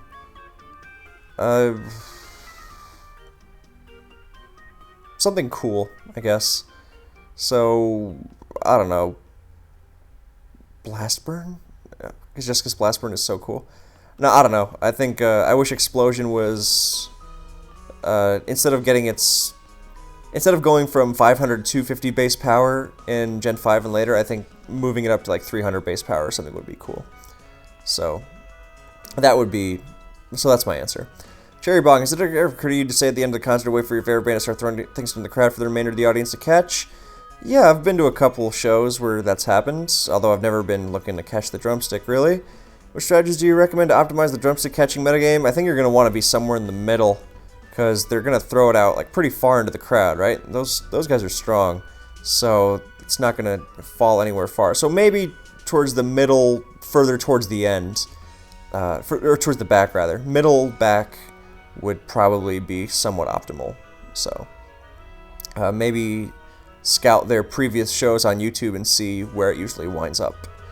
So, why? At what point in growth would you hire an editor, and what is your caffeinated beverage of choice? Well, the editor thing, never, because I like being able to do everything myself. I like being able, it's another reason why I don't like editing. I like being able to just make a video, upload immediately. It's ideal. I mean, not that I'm opposed to editing, like when I did the Wi-Fi battle recently, then I had to edit that because I couldn't do it live. But yeah, so I don't mind that, but I would not hire someone to do it for me. I don't think, you know, I guess it'd be different if I was like really making a ton of money, but I can't imagine that, hey, I don't know what my threshold for that would be. I don't think I need it. I am not looking to, because I mean, if people like my stuff, they're going to like it whether or not I have flashy transitions or not. And if editing is really that important, then I'm sure I could just do it myself. It's probably not the hardest thing to learn. So, because what I am making is not casual friendly. So, if you like my stuff, you're going to like it whether or not I have those transitions. And if I really feel like making them, which I admit could be nice sometimes, then I could just do it myself. So, I am not, plus I do not have the money to shell out to have someone edit my videos for me. So, in short, I like the self-reliance. I don't like spending excessive amounts of time on videos because it doesn't make enough. And plus I don't really think I really need them to be, super flashy. It's not my style. I don't really go for that kind of stuff. And I just don't make enough to where I'd want to pay anyone to do anything for me right now, and I can just do it myself. So, caffeinated beverage of choice, hot chocolate. Does that have caffeine in it? I don't know. But it's the only, I don't like coffee, so I get hot chocolate a lot. I really enjoy it. So, do you think when people here ask you questions unrelated to Pokemon that they're trying to emulate you in the hopes that it would make them better at Pokemon? For example, drinking the right caffeinated beverage? I like to think so. It's a very flattering thought. So yeah, drink hot chocolate and you will become a fucking monster at Pokemon. So, Pichu Flash, the Excadrill is better than Sandslash in always besides physical defense as a Sand Sweeper. What do you think Sand Rush, Sand Slash is a viable choice for Sand Abuse in lower tiers? I don't know. It depends on the lower tier. You don't really have good sand setters in the lower tiers, so I'm gonna say probably not. I do like Sand Slash though; it's very cool. I have good memories of raising a Sandshrew into a Sand Slash in my gold version as a child. CJ Bat, what monotype team would be most valuable in any or each of the older gens? As a cop-out, you can focus on the type rather than the team. Steel, probably. I think Badoosh actually had some Smogon Tour success. Oh, we gotta reset the playlist, which is up to 177 videos now. Cool. Yeah, Steel, Badoosh actually had some success with it because it has a huge amount of super viable Pokemon. And Steel and Water, I think, are the easiest. Well, in I don't know about Gen 1, because there you gotta go Psychic or Normal, right? But Psychics are really physically frail, so you gotta go Normal, because I think you have more, because there you have Tauros, Snorlax, Chansey, and then like Kangaskhan and Persian and... Oh god, I don't even know what the last one would be. Something. So, yeah, you would probably get Clefable, yeah, for Sing and stuff. So, Mono Normal Gen 1, Mono Electric Gen 2, just because Zapdos, Raikou, Insane Power. Although you're going to get stuffed by Snorlax, so I don't really know about Gen 2.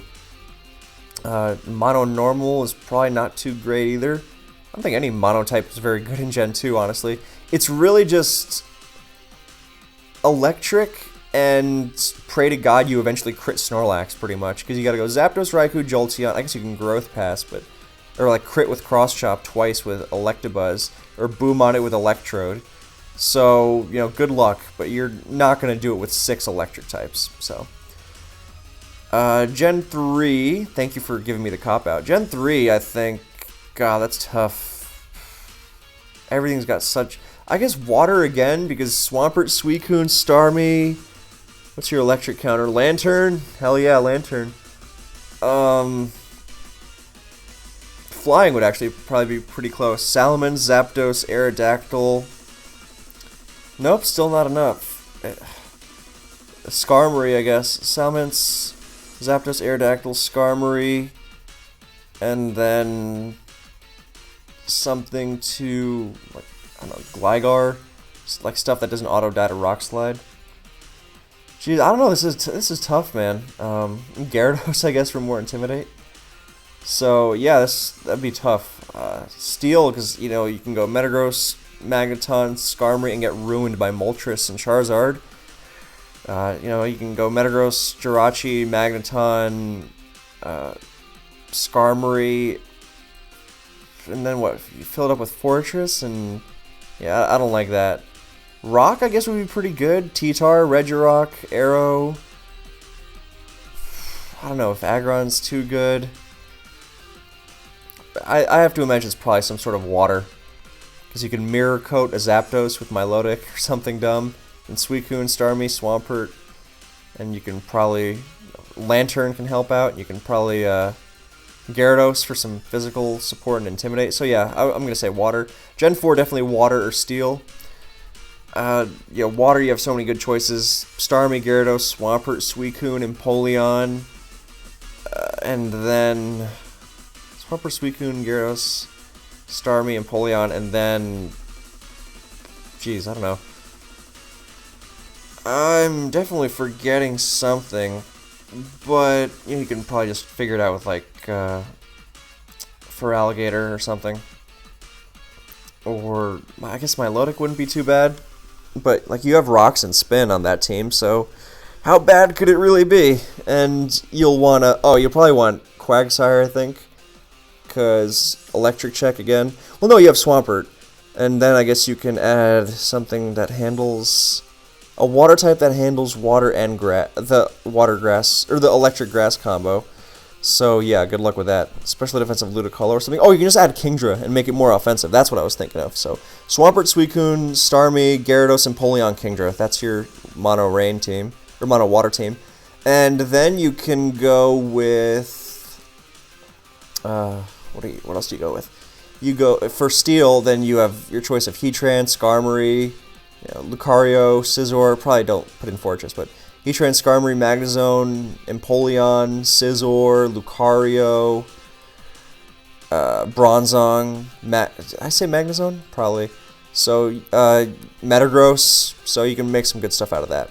And Gen 5, Mono Dragon, I think is the best one. Because at least you have so much sheer power there that you can feasibly kill everything. See my best of 15 against McMegan for info on that. Daniel234, what do you think that you'd have to be... What do you think they'd have to do to Hail to bring its viability to that of the other weathers? Probably just make it so Ice types get some sort of a boost in Hail. So, kind of like Rock's Spidef boost, but something more substantial, because... Like, Terrakion doesn't really make use of the Spidef boost. So, you would need something more than that. Maybe like a power boost. I think that's not unreasonable. Like a...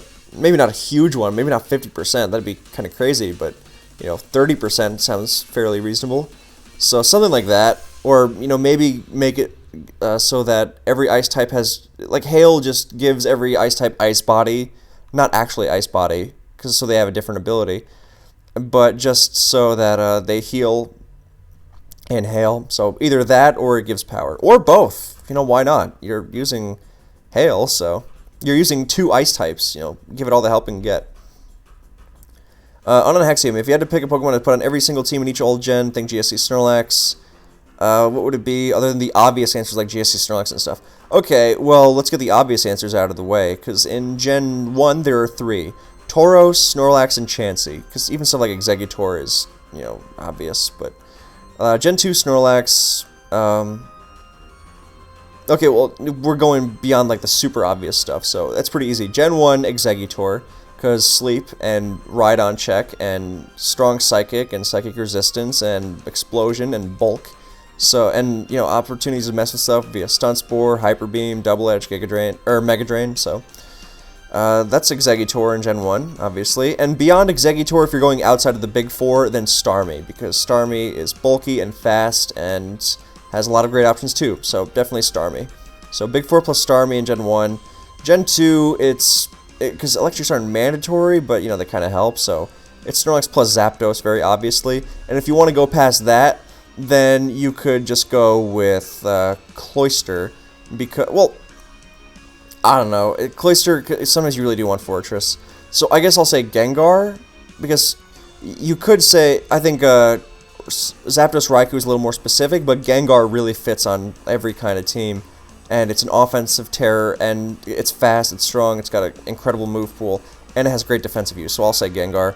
Gen 3, T-Tar is the obvious one, and Metagross is number 2. Definitely Metagross. You can fit Metagross anywhere. DPP, Jirachi, T-Tar, obvious. Beyond that, I think you could definitely make a case for putting Heatran on every team. I think Heatran is super, super good. I guess Latias too, but I think Heatran is almost underrated sometimes, which is a weird thing to think about, but Heatran definitely fits a lot. Yeah, Jirachi's number 1, and then T-Tar, and then Heatran, which, funnily enough, I'm pretty sure is the ranking on viability ranks. So... DPP is that, so Black and White, you gotta have your, well, your T-Tar is obvious, if you're running Sand, the more consistent one. Pharaoh, definitely Ferrothorn. Ferrothorn and Latios, for sure. Those guys fit always, especially Latios, but also definitely Ferrothorn. So, either or both. And then, in Gen 6, then Clefable's the obvious one, and beyond that, I don't know, that's tough. Keldeo. Yeah, Keldeo. Definitely Keldeo. So. Because Clefable is the obvious one, like Sokuru said. So, Cherry Bong. Why is my favorite Gen 5 Pokemon a mole with drills for claws? Because Excadrill is awesome, especially when you remember it as Doryuzu. Fishing Rod. What do you dream about? You don't have to answer if it's too personal. Well, I don't remember most of my dreams. I remember when I wake up and then they go away. Last night I dreamed... I don't know where this came from. But last night I dreamed that I was sitting in a circle with Saoirse Ronan and a bunch of her Irish friends, and I was really trying to impress Saoirse Ronan. I don't know why. I think she's a great actress. I have a lot of respect for her, and I don't know why she popped into my head in this dream. But yeah, I was trying to impress her and her Irish friends, but mainly her. And to do that, then I did an impression of Brad Pitt in Snatch, and she was laughing, and I was like, nice. And then she took my hand, and I was like, fuck yeah. And then it turns out everyone else in the circle was joining hands, and I was like, oh. And then I don't remember what else happened. So that's the last thing I remember from my last dream, so.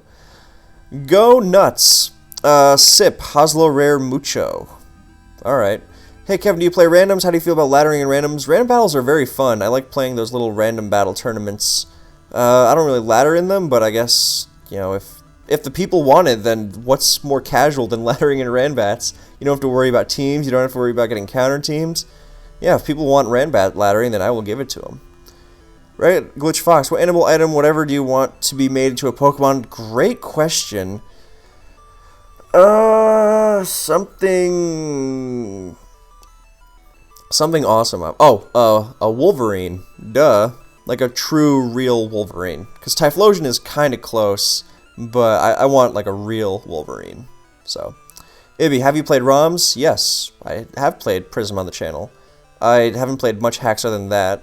Or many hacks other than that. I know people keep telling me to play Insurgents, but right now I'm doing my Mystery Dungeon 2, and then maybe after that I can think about that. Bold Knock. Hey, Beak, I see you. Hope you're having a nice day. Thank you. Since I know you script write for False Swipe, mind telling us what you do or the process of you looking for information on Pokemon? Well, for the first several generations, for the first like 6 or usually 7, then I just know what stuff does, because I know what Pokemon are good and what Pokemon aren't. And then I can just pretty much piece together what stuff does. I've been around for a while, so I know what stuff did. And if I need to look something up, I just look up the viability rankings, and that pretty much makes it obvious to me. Like, if there's a fighting type in Gen 1, then I know, alright, it's still going to suck even in UU, because there's a lot of Psychics and Haunter and Tentacruel and Dragonite everywhere, so it doesn't take much for me. I just look up the viability rankings. If I really need help clearing something up, I'll ask a player of the tier that I know, like, hey, can you clear this up for me a little? But most of the time, I know what stuff does. If not, then I'll look up the viability rankings, and, you know, I already know the general ideas of those metagames, even like Gen 3 NU and stuff. So it's easy for me to piece together, and if I really need some help, then I'll just ask someone, but usually it doesn't come to that. So, thank you. Marekit, what changes would theoretically make the worst of the starters, like Meganium and Samurott, a little better and more viable? Stat boosts, increased move pool with relevant moves, maybe a secondary typing. Like Grass... Well, Grass Dragon Meganium would be quad weak to Ice Beam, so that would suck. So, I don't know, Grass... Grass Poison maybe, so... You don't really want to take Psychic Sun with it anyway, so Grass Poison lets it absorb T-Spikes and not be immune to Toxic, and you get Stab on, like, Sludge Bomb, and... Yeah, and if you get some better moves, then, yeah, like, good recovery, that could help. So, maybe knock off, too. Samurott, you know, just make it a little faster, make it stronger. I think its move pool is pretty good already, so... Faster, stronger. And maybe secondary stab would help. Like water fighting or something. Make it like a Keldeo, and give it some extra stab. John Madden, what would Gen 4 competitive be like if Acid Rain was implemented in Showdown? As much fun as I have with Acid Rain on Wi-Fi, I would be the first to campaign for its ban if it was on simulators. It would be so hilariously unbalanced, it would just be, you know, comical. You know, Sand would be so absurdly overpowered, you know, with, like, Infernape and stuff just automatically dying. You can't even hold leftovers to not get worn down by Sand anymore, you know, with Zapdos and stuff. No, that'd be horrifying, absolutely horrifying, so... It would be a mess until it got banned, and if it never got banned, I'm sure we'd find a way through the chaos, but you would not be seeing too many Pokemon. You would be seeing a lot of Protect, a lot of Sand-immune Pokemon, so... And probably a lot more ways to change the weather, because it does go away if you just switch T-Tar out and then back in, but people would definitely be looking to abuse it as much as possible, and I guess it doesn't come up with the first place if you don't get pursued for a KO as you switch, so people would would very much avoid getting their stuff, pursued KO'd on a switch if they could help it, so, but I would still very much want it banned. Bruh, so bored. Kevin, hey, I'm new here and it's nice to be here. Well, thank you, I'm glad you're here, and I'm glad you're enjoying it. Couldn't help but notice Gojira in your latest video on the 16th of September 2020. Since you're a fellow metalhead, I'm going to assume you've heard their stuff, one of my favorites, thoughts on the band. Gojira was actually the T-Tar nickname on my opponent's team, as John Madden says here. So, yeah, I've heard Gojira stuff. They're good. They're not one of my favorite bands, but I know that they're very, very good at what they do. They've got a very... their stuff doesn't really stick with me personally, because I feel like a lot of their production takes the power out of the music. It's not hitting as powerfully as I would like it to, but it's a good listen for sure. It's kind of like a... It reminds me of a different kind of style of Meshuggah's stuff. And I like Meshuggah, so they're a good band. Like Flying Whales and stuff is insane, so they're very talented, just not regular listening for me. So, Red Glitch Fox, how would things change for competitive if Gen 4's Fog Weather was summonable weather through an ability like Drought or Drizzle? Well, I guess it would depend on what kind of Pokemon got it. Like, if B-Barrel got it, nobody would use it, but... yeah, I don't know. I don't think that would be a good thing. I think it would definitely fall under Evasion Clause and would be gotten rid of, because that sounds really stupid. Like, missing 100% accurate attacks because of Fog? No, thank you. So yeah, banned. Yeah. If you could date any Smogon player, who would it be? Cherry Bong. I would date the richest Smogon player, so... Yeah. Because I am an unashamed gold digger. Actually, I told my girlfriend, I'm the trophy wife here. So, you have to support my Pokemon addiction. So, yeah. I'm a catch, I swear. Anyway, Conan Hexium, what's your beef with plus speed natures? I don't hate plus speed natures. I hate when people put plus speed natures up as gospel and act like they're objectively more important than anything else and dismiss the very real benefits of hitting harder. Like, everyone goes, oh, it's just 10% less damage. It's like, you know how important that is in a game like Pokemon? Now, yes, of course, there are some Pokemon that need plus speed natures. Like, I would never not run a plus speed Tornadus Therian, for example. But there's a lot of stuff where it is surprisingly negotiable. And I mean, I know I've advocated for stuff like Modest Ash Greninja, and that is mostly a joke. But a lot of time it is flexible. Like, I use Modest Zapdos a lot in advance, and I don't feel bad about that at all. I think it's extremely good. And people go, oh, well, what about speed tying with Jirachis and Salamences? And it's like, yeah, what about it? The power is so valuable. If the power does something, then I am absolutely going to consider it. And it's really just a matter of weighing up the speed. Yes, speed is the one thing that really can't go wrong with rolls and whatnot. You can control that. It is good to have a speed that you know you can rely on. But it's just like any other thing in that it depends, and you cannot hold it up as gospel over everything else objectively. So, like, I don't like using Jolly Breloom most of the time, even though, yeah, well, it outspeeds Gyarados. You know, that it's not as simple as that for me. So I think people are a lot too quick to put up plus speed natures for everything and then just not consider, oh yeah, this one goes on for a while, not even consider the possibility of anything else, and I think that definitely holds people back. So I like to give credence to the opposite of that. You know, sometimes I mess around with dumb stuff like Modest Ash Greninja for fun, but, you know, it's definitely not as, I'd like to think I'm reasonable about it, so, yeah. I would never run, like, Adamant Scarf Tar or something dumb, but there is wiggle room for stuff like non-plus speed offensive Jirachi and DPP, let's say. There absolutely is good reason for it, so. Iguanodon 6, you have accomplished a great deal so far in your competitive Pokemon career. What would you select to achieve on Smogon? I don't like thinking that way, because that is what led me to really burn out on tournaments. And if you want more details on this, I encourage you to go listen to the podcast I did with Jambad, where I really bared my soul. But really, I did go into that, and how it can just be such an unhealthy mindset to have, and it can take all the fun out of the game, and you can really just end up hating it, and, you know, it's like being on permanent ladder tilt, except you can't get another game, and it's just horrible. I was having days where I couldn't enjoy myself because, you know, it's like, oh, I'll watch a movie. Oh, I can't watch a movie because I can't enjoy myself until I get that tournament game out of the way. And when you live in Europe, those tournament games are not happening until evening your time. So it's the whole day of just a cloud hanging over you, and it's just awful, and it's no longer fun. So I've definitely taken a step back, so I'm not looking to achieve much else. That said, I would like to win SPL. That one is the big one. And what's nice about that is that I can do so as a manager, which I have been experimenting with in recent smaller team tournaments.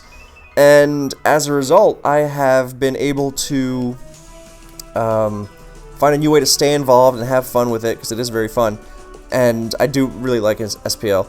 And I really do want to win that one, but I'm going to try and do it as a manager. And that's it. Beyond that, you know, the nice thing is I can always come back to play again, but I don't have to. So will I? I really don't know. I can definitely see myself getting the bug again, but I'm definitely not forcing it. And as soon as I start thinking, oh my god, this is so unfun, that's it. Gone. I will drop out of any tournament if it's starting to be too much of a drag for me. Like I did out of this past Classic. I was still probably fine, but I was just realizing, look, it's just so frustrating and dumb and all the other flaws that go along with it, but it's just, the biggest part is that it is a drag. It is making me miserable, so I am not looking to play with that mindset of achieving anything. I am a couple wins off of most tournament wins of all time, so that was a nice one, but SPL is the only real big one I still want to do, and that one I can do as a manager, so yeah. Quack, are you good at random battles? No. I think I'm good at, you know, random battles insofar as I'm decently good at Pokemon, and if I have a good Pokemon, I know not to throw it away. So I guess that answers your other question. If so, how do you keep consistency on a random format? I don't really know. I guess you just have to... Well, first of all, you really need luck because you need not have, a bunch of NUs while your opponent gets a Mewtwo. But you need... if you have a good Pokemon, don't throw it away. Keep your Pokemon alive as much as you can. Can you play them competitively? Yeah, I'm sure you can. I don't think they're going to be an SPL or anything, but they're... they can have tournaments. They can be fun. So, other than that, I really can't offer too much input. Sorry. But yeah, just keep your valuable Pokemon alive and, play well. That's pretty much it. If you're good at Pokemon, you'll be good at randoms. To an extent, yeah. So, next question, Harbinger. If all natures were plus minus 10%, except for plus speed natures that give 20% to speed and minus 10 to the dump stat, would you still plus attack natures? I mean, yeah, obviously. Like, yeah, of course. That would be interesting, but... No, yes, absolutely. That's no reason to outweigh all the stuff I would, that would not necessarily outweigh the benefits of all the stuff I just talked about, so... I mean, yeah, there'd be more reason to use plus speed, but if everything's using plus speed, I'm really going to enjoy tanking all those non-boosted attacks, so... Regulage Fox, what's your zombie survival plan in the event of an apocalypse? Stock up on food and hide, I think. I never really thought about this before. Depends on what kind of zombies they are, because if they're slow, then if it's like a Shaun of the Dead situation, then it's probably a lot more doable, and I'll just sit back and wait for them to all get blown up. So, yeah. Regulage Fox again. How broken would Deoxys be if it got a stance change ability like Aegislash? As if Deoxys needed even more reason to be broken, because it's already insanely broken.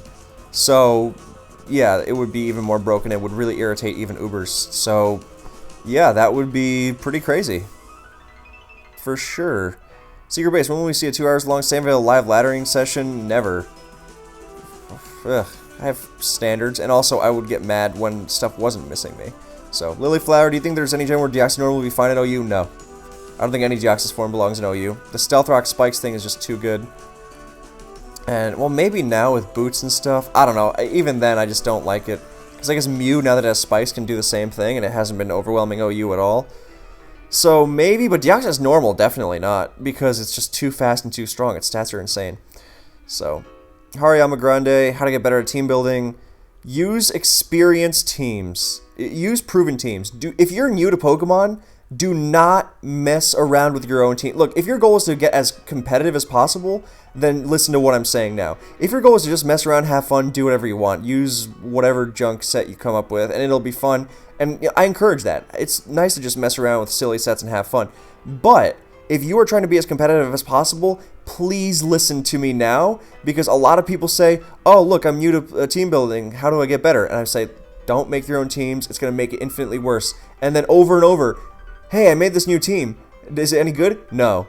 Repeat 10 times. So, look, if you're new and you have a good idea for a team, you can try it out, sure. But if you really want to get better, you need to play a lot with proven teams so that you can get a handle for whatever metagame you're playing. And once you do that, once you really understand what teams look like, why they have what they have, how to cover the threats in the metagame, then you can start building your own teams. But you need experience first, and it is a lot easier to get that experience if you are using teams that already cover the metagame. It will expedite the process so much.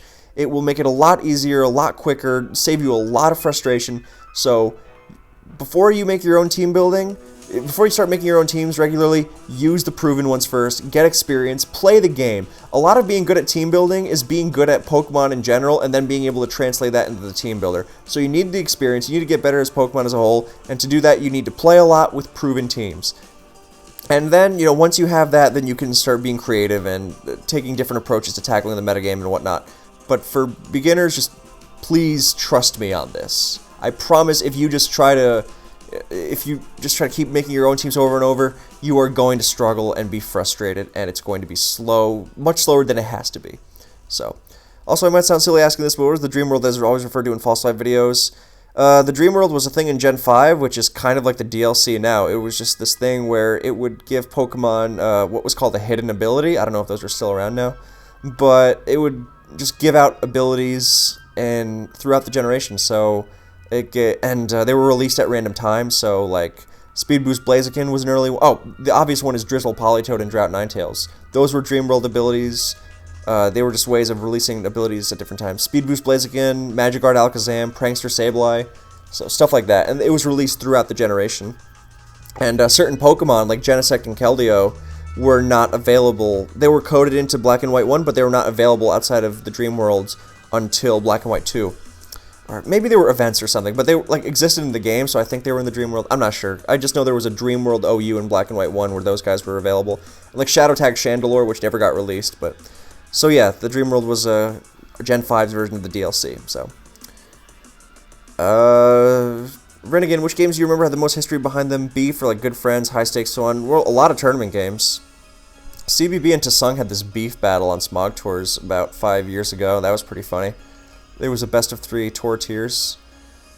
I don't know if the replay... I don't know where the replays are, if they were saved anywhere, but that was one I remember. Beef battles are generally stupid in a game like Pokemon, because, you know, one game or one best of 3 doesn't really prove anything, and so... high stakes, I don't know, just... I think SPL and World Cup regularly have super high stakes, so... And there are a lot of friends matching up in those battles a lot, so yeah. ABR versus Star Master Last Snake was an interesting one. Not really a high-profile game, but that was an interesting dynamic because those guys test all the time, so. Regulage Fox, what if Snorlax got Slack Off? It would be insanely good, and like Zokuru said, probably banned from 1 and, well, definitely Gen 1, even though Slack Off doesn't exist there. It also doesn't exist in Gen 2, and, well, Gen 2 would still be really good. I don't know, it'd be really nice to be able to heal without having to rest, so you would probably get sets like Rest and Slack Off together. I don't know, you definitely see it explored. So, you know, maybe Heal Bell gets used more. I don't know, in Gen 3 it'd be really good. I don't know if it get banned, but it'd be insane, so it would definitely get much, much better, so.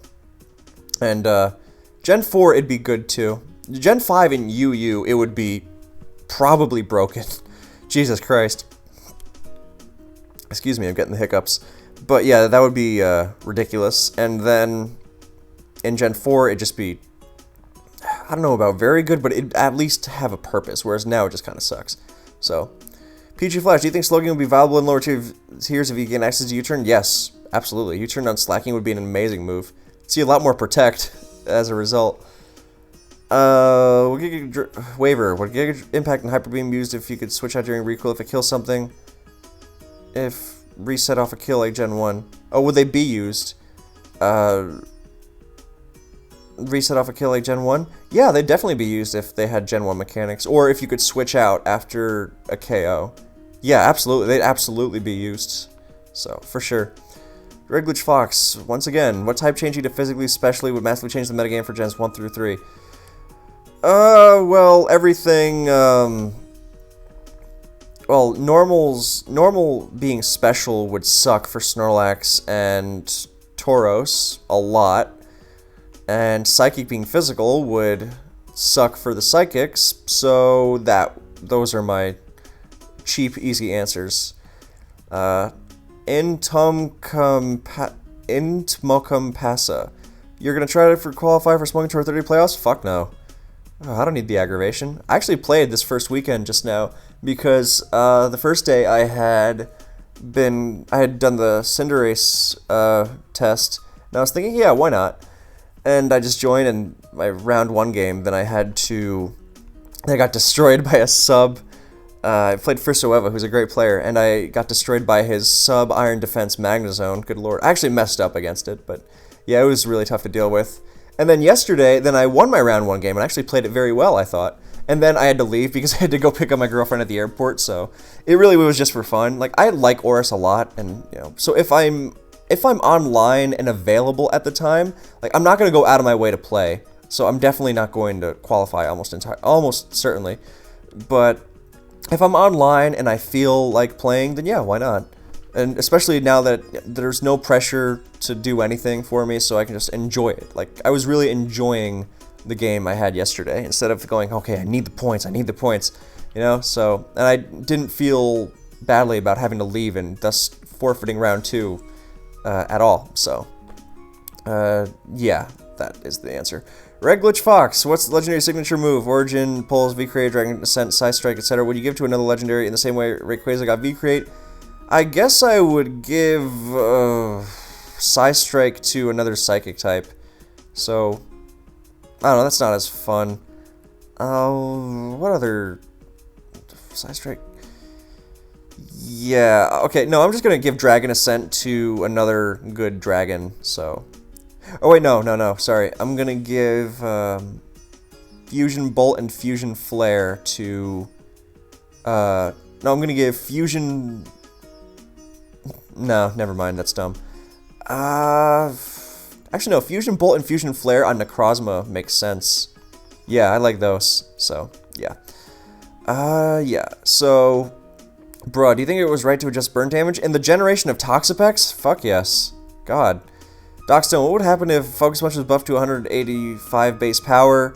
Then that would be a little much, I think. That's really, really strong. That's, yeah, that's a little much. I don't know if it'd be banned, but you definitely see it used a lot more, and you would see a lot more people, you know, using sub T-Tars and stuff. So, a lot more Ghosts, a lot more Salamences. I'm assuming this is for Advance. So, a lot more Gengars, rather. A lot more Salamences. So, and a lot more conscientiousness of playing around them. Banded Focus Punch on T-Tar sounds disgusting. On the Hexium, why can't you Raw Dog a Focus Punch in Eurogens like you can in Advance? Well, generally, in the newer generations, there's not as many Focus Punch users in general. It's really just Breloom. And Breloom has Spore, and that makes it in Gen 3, and Gen 4. And so there's, so that makes it really easy to use Focus Punch there, but it also can use Sub, so you can, I don't know, and now in Gen 5, Breloom Focus Punches, I don't know, I guess you could, in theory, run Protect, Focus Punch, Seed Bomb, and, like, Facade, and, like, or a second Fighting Stab, like Drain Punch and Focus Punch. That would probably be pretty good, so I'm going to say you can. It's just most people don't because Sub is such a good move on Breloom. So, and in general. And other than Breloom, then you don't really see Focus Punch users as a whole in the newer generations. So that's probably why. Finjaner, do you believe the phrase Raw Dog has had a positive or negative impact on the state of society? Well, I don't like the idea of women being degraded by the idea of being raw dogged. But, you know, if you're into it, then that's cool. So I guess as long as it's used, as you use it, what's a good word besides conscientiously? As long as you're aware of how you're using it and are not using it to hurt anyone or degrade anyone, then, you know, fine. But if you're asking if it has a positive or negative impact, and yes, I realize you're being funny with this question, Finch, then I guess overall, a lot of people use it as a degrading term, so I guess overall it's been negative, which is unfortunate, but, you know. If Stalin, here's a serious question. If Stalin was re-allowed in Black and White OU with Sandrush, do you believe it would see much usage nowadays? Well, probably not. Because Stalin kind of sucks against... I mean, I'm sure it would have some use. I mean, Ojama used to use it a lot. Blue used to use Ojama's teams with it a good amount. Sogeking messed around with it. I had fun using it. And I guess the speed would really be nice for having another way of outrunning Scarfers and Zam late game. That would be really nice. So as a late game cleaner to stuff, it could probably be pretty decent, but it does nothing defensively and struggles against the bulky grounds and the Pharaohs and the Scarms, and so it would, and, you know, Protect, obviously, and a Life Orb set has its own issues, and so I think it would be really difficult to make, it would be difficult to make work, but it would definitely have a niche, so I don't think it would see a ton of usage, though. Head Dan, how do you, or Cowboy Dan, how do you think Sableye would be in Advanced if it had Levitate? Freakishly good. You're asking me if recovering knock, Sableye has recover and knock off. Of course, it has bad defensive stats, but the main reason it sucks is because it gets hit by spikes. But if it had Levitate and didn't mind Earth, that gives it an Earthquake immunity, of course. And means it doesn't get trapped by Arena Trap, and of course it doesn't get hit by Spikes, and it has Recover and Knockoff. Oh my god. And it's not Pursuit weak either. So, good lord. What a horrifying thought. Yeah, it would be absolutely incredible. For sure. Basket. Why is Roar never used in later gens? It actually is. Skarmory is still used, and Heatran uses Roar in Gen 4 a lot, and Gen 5, well, it's become less popular in special defensive sets, but it is definitely still used. It's definitely not never used. Swampert uses it a lot in Gen 4. There definitely is a lower amount of phasing as a whole, though. It really is just Skarm as opposed to like Gen 2 and 3, where you see a lot more Pokemon roaring as a whole. But it's still definitely viable. Like Suicune can still very feasibly run Roar in several generations. And instead you get stuff like Dragon Tail, Garchomp in Gens 5 and 6 and sometimes 7. But Roar is actually good on Garchomp. I like that a lot because it actually roars out Clefable and drags in something else. I started using that in Gen 7 and 6, and it actually caught on, and I was very proud of that. So, yeah, Roar is still used, just not as commonly. So, Joe, how much would Gen 4 and 5 change if Defog worked like it does in the current gens? God, I would hate that. I would really not like that. I don't know. I think you'd see more long games as a whole. I don't think you'd see lower tier Pokemon become viable because of it. Like, I don't think Pokemon that... Because let's look at Gen 4, for example. Like, what lower tier Pokemon are... Cinderace is in my team builder because I literally just did the Cinderace video before this one. So what's lower tier that gets Defog? So, like, none of these Defog... Like, I guess Crobat would be interesting because now it can Defog, but... so it gets a little better, because Crobat's already interesting, so that's one. Anything else? Not really. I guess Moltres has a bit better of a niche, but I don't like that. I don't like the whole pressure defog dynamic, so Moltres would get better, and Zapdos too, oh my god, so I think Zapdos is the big winner there. But with Stealth Rock T-Tar being so prominent, I don't really see it being a thing with all these flying type guys, and the fact that you can just pressure your own defog. I don't think it'd be backbreaking, but it would definitely be irritating to deal with. And Gen 5, then Latias would also have defog too, so you have the whole Pursuit the Defogger thing over again. No thanks.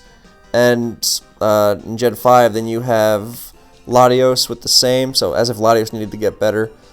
So Hydreigon, that would be interesting for Hydreigon to be a non-Pursuit weak defogger in Gen 5. I would toy with that. And then Gen 5 UU, then again, Crobat sucks now. Nothing else really. Mew, I guess? That would actually... No, Mew would definitely be a winner of that. It would definitely help out a lot there. So yeah, I think Mew in Gen 5. And Zapdos a little bit too. So yeah, there are your answers. Okay, so, give Delibird an actual new ability, Red Glitch Fox, what would it be from the current existing choices? Huge power, because it already gets Hustle. Just go all the way. You know, what are you really losing out on much by giving Delibird more attack?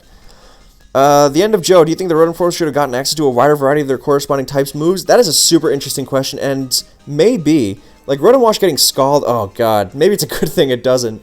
But if it got like Surf or something, I would definitely use that over Hydro, because the low PP is a pain and the accuracy is very abusable, but mainly the low PP against Protect pokes and Sub pokes, really frustrating. I would use Surf Rotom Wash for sure. Scald might be a little much, but yeah. Heat getting Fire Blast and Lava Plume, that would be interesting, especially because Lava Plume is, Lava Plume I think is fairer for it, because it already has Will-O-Wisp. And so if something can get Will-O-Wisp burned, it can get Lava Plume burned. Where Scald hits, fire types and Poison Heal Gliscor super effectively. So Fan getting Hurricane and Roost, that's interesting. I like that. And it would be interesting if it got, the Mo form got Leech Seed. Oh, I would love that. A Will-O-Wisp being Leech Seed Pokemon, god yes, give it to me. And Frost getting Ice Beam, that would be cool. So yeah, I definitely would be interested in something like that. So, great question.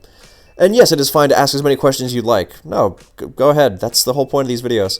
Super Bad Cat, what do you think the competitive scenes of the later gens would be like if the Rotom forms never lost their ghost typings? Different, obviously. But yeah, Rotom not resisting water would make it really tough because in Gen 5 it staves off rain and in Gen 6 it staves off Keldeo, so it would definitely be intriguing and you would see more rapid spinning. You see a lot more Mold Breaker Excadrills because they can spin against those because they Mold Breaker EQ them to death and are faster.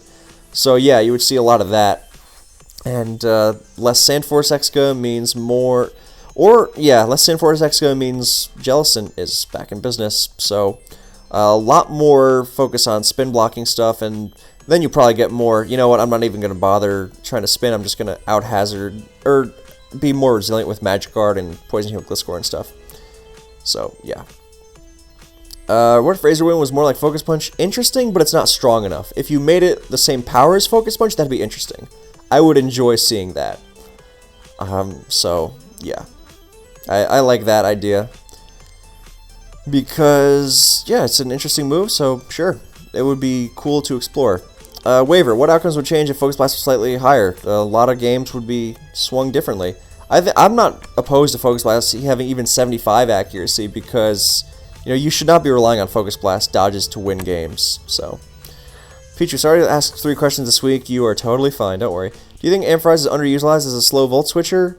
He can work, not in higher tiers, no. Ampharos is not a good higher tier Pokemon, sorry to say. Some Pokemon are just better than others, and it is not good. So you can definitely do better Volt Switch than Ampharos. Just you can make your Rotom form slow, and it is better. Yeah. It'll work the exact same way. Bold Knock. What if Stab was deleted? Interesting idea. Yeah, you would definitely not have as many problems with stuff like Kartana being so freakishly strong. So, it'd be interesting to see for sure. And you would really have a very slow metagame, which I'm fine with. Most people wouldn't like it, but I'd be okay with it. So, Stab would be, yeah, you just have very gradual games. Still have strong attacks, of course, but yeah. Uwu Tomb. Would you rather have Gen 1 Mewtwo banned to AG or Gen 6 and 7 Mega Rayquaza unbanned from AG? Well, I really don't want Mega Rayquaza unbanned from those tiers, so I guess Gen 1 Mewtwo banned to anything goes. Yeah. Fair enough. Well, no, I like RBY Ubers too, so you know what? Just let the Chaos reign in Gen 6 and 7. I don't know. Especially Gen 7, because Gen 7, I think, would be more realistically able to handle it with Duskmane, Necrozma, and stuff, but yeah, not Gen 6. Tough question, I guess. But, yeah, I guess RBY Ubers is less played, so I'll let them fall on the grenade. Midnight Blitz, what's your favorite meal of the day and why? Dinner, because you can watch a movie with someone, and it's just you can go out to eat and stuff, and it's fun. Sad 4206969, great name. What are some of your favorite video game franchises besides Pokemon? Don't really have any. Never really got into any of them. I liked I liked some sports stuff when I was younger, but nothing besides that. Cookie Medallions. I don't know if someone already asked this, but how good were you when you were relatively new to competitive Pokemon? How long did it take you before you were considered good, quote unquote? It took me a couple years. I think I got the hang of how Pokemon was played pretty early, and I had some, like, I had the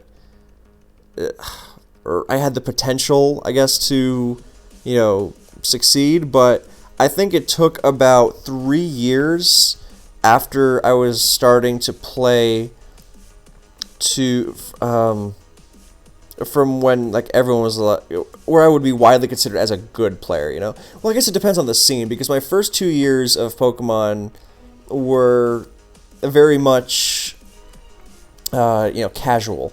Or more on the casual side, like on YouTube. But I think at the end of, like, let's say a year in, I was starting to get considered good there. So, like, on a wider scale in the YouTube scene. So, if I had started on Smogon, it probably would have been something similar. So, a year there, and then I moved over to Smogon, and then it took me about a year before, you know, I was starting to have some success, but it took me about a year before I was considered good there. So, with each environment, then, you know, around that. So, I had the building blocks, but it took me a while to put them all together, let's say. So, do you think that anyone can become a good player, like near the top of the ladder/respectable tournament player with enough time and experience, or do you think it's something that you're born with? Well, this is more than just Pokemon potentially, but I think that with this, then yeah, let's say the vast majority of people are going to if you put in the time and experience, then yeah, you put in the time and get the experience, then yes.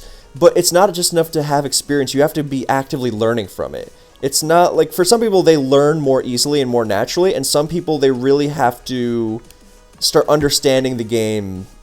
They need some help understanding the game. But I don't think that it's something that is just beyond most people's comprehension.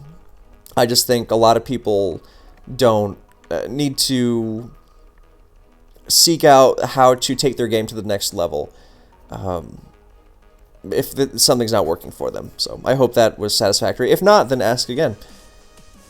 Yeah. Also, sorry for asking a second question. Don't worry about it, but why is Focus Punch used much more in the earlier generations than the later ones? Well, it's really just Advanced where it's widespread, because after Advanced, then it's just pretty much Breloom. But in Gen 3, it's pretty much because there aren't that many strong moves, and Focus Punch is one of the strongest moves out there, so you take the smaller pool of strong attacks you have, and you're like, well, alright, I want to do a lot of damage, there's not many better options, so I gotta make use of Focus Punch. And I think that's a good thing, because I have a whole video dedicated to Advanced Focus Punch, so I won't rehash it.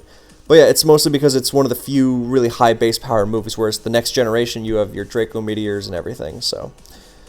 close combats and whatnot. Like, close combat really killed Focus Punch, so... And high jump kick after that to a lesser extent, so... holder of shit coins. How would you make competitive singles easier for new players to get into / hear about? Oh god, I don't know. I'm not good with logistics like this. I don't know. It's, I guess, more exposure. Like, maybe if you had like a huge YouTube tournament like Blunder did, or something like that. Like, I think that was something with a lot of you would have to have an organized event that would attract a lot of whatever that event is. Tournament is just my default. I'm sure there's other options, but I think a tournament is a good one. So you have a huge organized event that every single big YouTube guy is advertising and a part of, and it attracts more and more viewers, and it's the kind of thing that lights a fire in new players to, hey, I want to do this. I want to get into the singles. So I think that would be a start. Yeah, like when I was 11 years old, and I saw Maryland's battle, and he DD'd with his lead Salamence. I was like, this is the coolest thing ever. I gotta do this. So I think you need exposure, and an organized event is probably, or a series of organized events even, is probably the way to do that. Make it something that they can follow, like a sports league.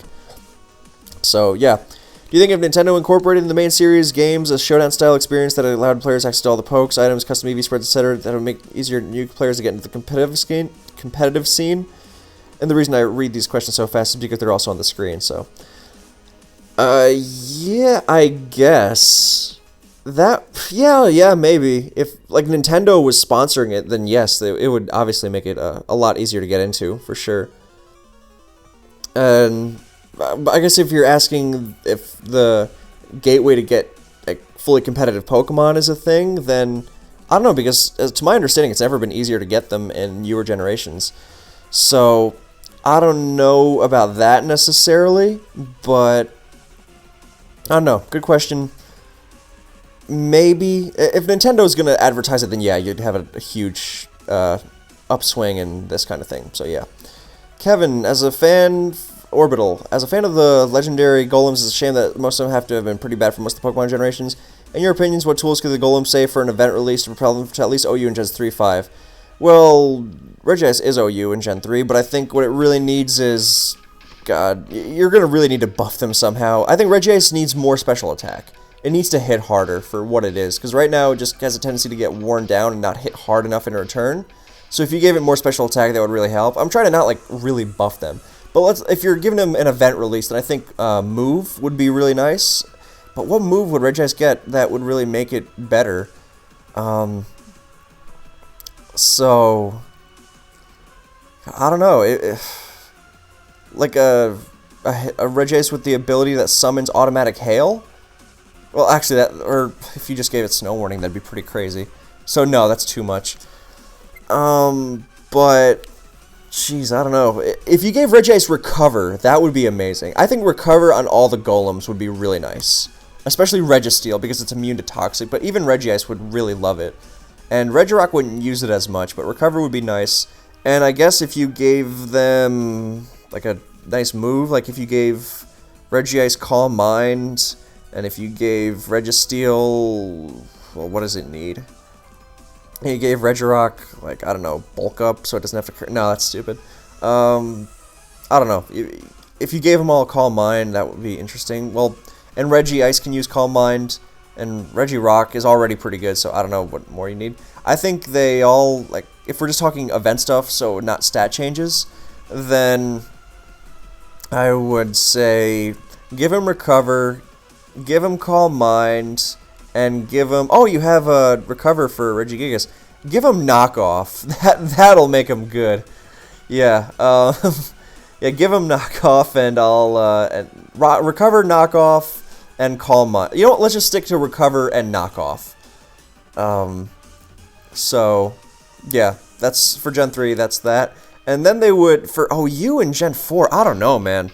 Regice having Snow Warning is pretty much the only thing I can think of that would be good enough for OU, and even then Abomasnow is nice because of water resists and Ice Shard, so, God, I don't know. If you gave Regice, like, Stealth Rock or something that really differentiated it from Abomasnow, that would be something. Snow Warning, Recover, Stealth Rock, then that would help. Maybe if you give it Rapid Spin to boot, I don't know.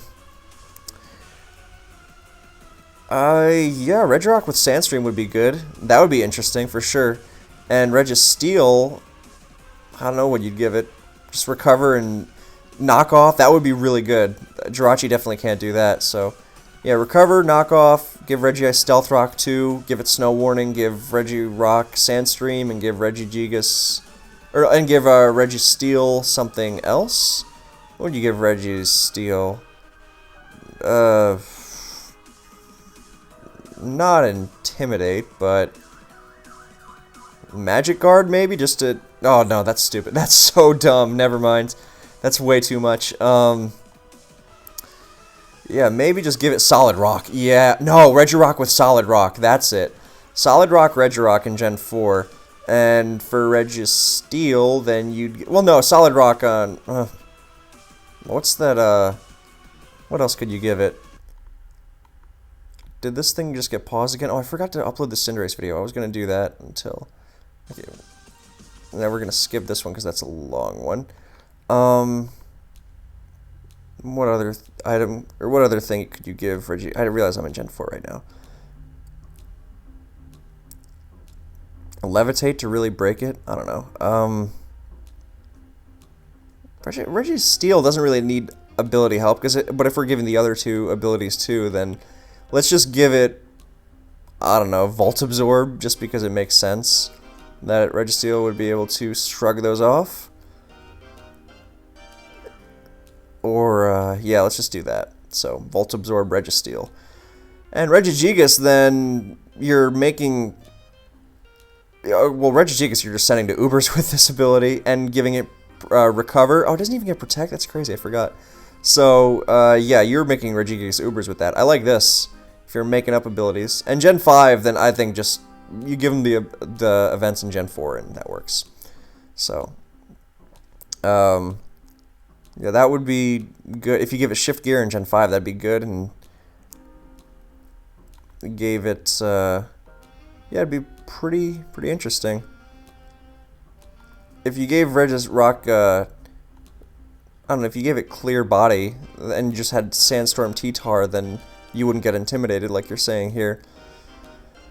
So, yeah, that would be interesting.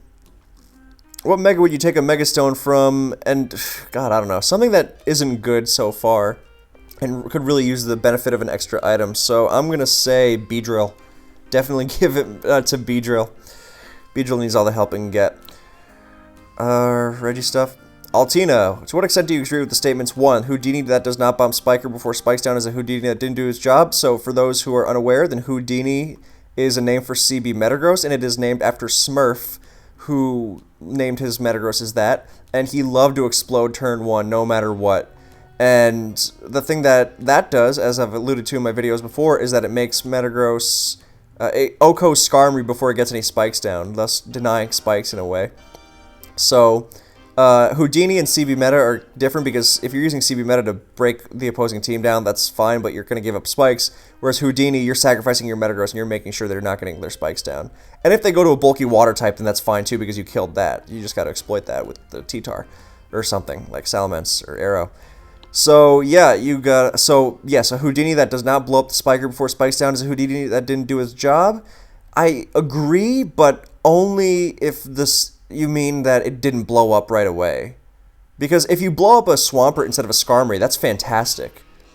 I guess if you blow up a Zapdos instead of either, then that's not so good for your DD Tar, DD Mence. So you gotta abuse that somehow, like with Gara, let's say, or Suicune. But yeah, it's definitely doable. So yeah, if you're using Houdini, you gotta blow it up right away. But I don't think, I guess it's to what extent. I agree to the extent that Houdini should just be blowing up immediately, because otherwise you are risking not denying the spikes, or at least KOing something else. So at least with blowing up right away, you guarantee one of those. 2. Zap, Tar, Meta, Lax, Pert +1 is a mediocre playstyle. Yes, I agree. I've been saying this for a while. I absolutely agree. So yes, I will. This is another great idea for a video. So 2 more from this that have given me ideas for videos. Bulky Waters and now this. So yeah, I absolutely agree with this. I 100% do. I have similar issues with them as the Magneton physical offense style. So yeah, I will absolutely make this into a video. Thank you, Altina. These are some great questions. Super Bad Cat, what is the best underrated sab combo? Mammothwine. Ground Ice is nuts. Hello, fellow humans. Sun, sand, rain, or hail? Sand, always. Vento Doro, who's the coolest ground type and why is it the amazing Don fan? I'm more of a Gastrodon guy myself. So it's a lot of people like Quagsire, but I'm a Gastrodon guy. Base Sexy Pants, what are your thoughts on Sudowoodo, both design-wise and competitive-wise? Well, I love the way it was put in Gold, Silver, and Crystal. I really, really love that. I thought that was so cool. Too bad he really sucks in competitive, but I think the fact he gets Woodhammer is extremely cool. So, what's your favorite Pokemon / set to use in GSCOU and why? Snorlax, any set, lol. Nah, I like Golem. I'm very territorial about Golem because I did make it popular in GSC. I invented it with Roar, so I feel pretty proud about that. But I love Golem. And other than that, I really like Baton Pass Vaporeon. Really fun. Really turns the table on a lot of stuff, so. Red Glitch Fox, would you make tier list videos of Pokemon for competitive, such as best starter historically? Yeah, I guess. I wouldn't hate it. Not something that's really on my priority list, but I'm not opposed to such a thing. LOG, why are you studying abroad? Well, as I've said many times in my videos, I am not abroad insofar as I have lived in Prague for much of my life, and I'm half Czech, so I'm just home. I just happen to have homes in 2 different countries, which I realize makes me very lucky. So I chose to study here because going into thousands and thousands of dollars of student loan debt is stupid in America when I could just do it here for a fraction of the price. So yeah, that is why. And also I love Prague and I love being here, so it was just a matter of that. So if he was the best water and ground type, it's Gastrodon. So Quagsire is cool, but Gastrodon. How much would things, Red Glitch Fox, how much would things have changed if Self-Destruct specifically didn't have the defense halving effect? Well, it would suck a lot more, because Snorlax is going to come up really short on a lot of Pokemon, doing half damage to a lot of stuff, so you would almost never see it. Yeah, it would not be nearly as good. You wouldn't be able to use Lax to check Lax.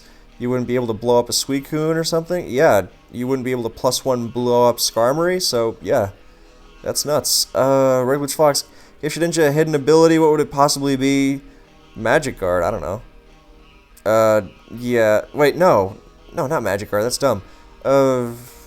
Sturdy, yeah, I don't know, man, you can't do anything besides Wonder Guard or Sturdy, I guess, so. Hello, fellow humans, are you an Ice type is bad, it needs a buff, or no, I'm definitely a needs a buff kind of guy. How much do Talonheim? How much do good stuffs matter in a tournament environment? To clarify, if you build a team that has a 6 strategy or synergy, but it utilizes like Yanmega and Hitmontag or something equally low in viability, would it still be worth bringing to a tournament game, or should you leave it for laddering/friendlies and build a team focused around more viable bonds? Where does the line lie? Where it's better to scrap than keep? Great question. Generally, it is a good idea to limit it to one unusual Pokemon per team. Like, if you're using Yanmega, you're already using it.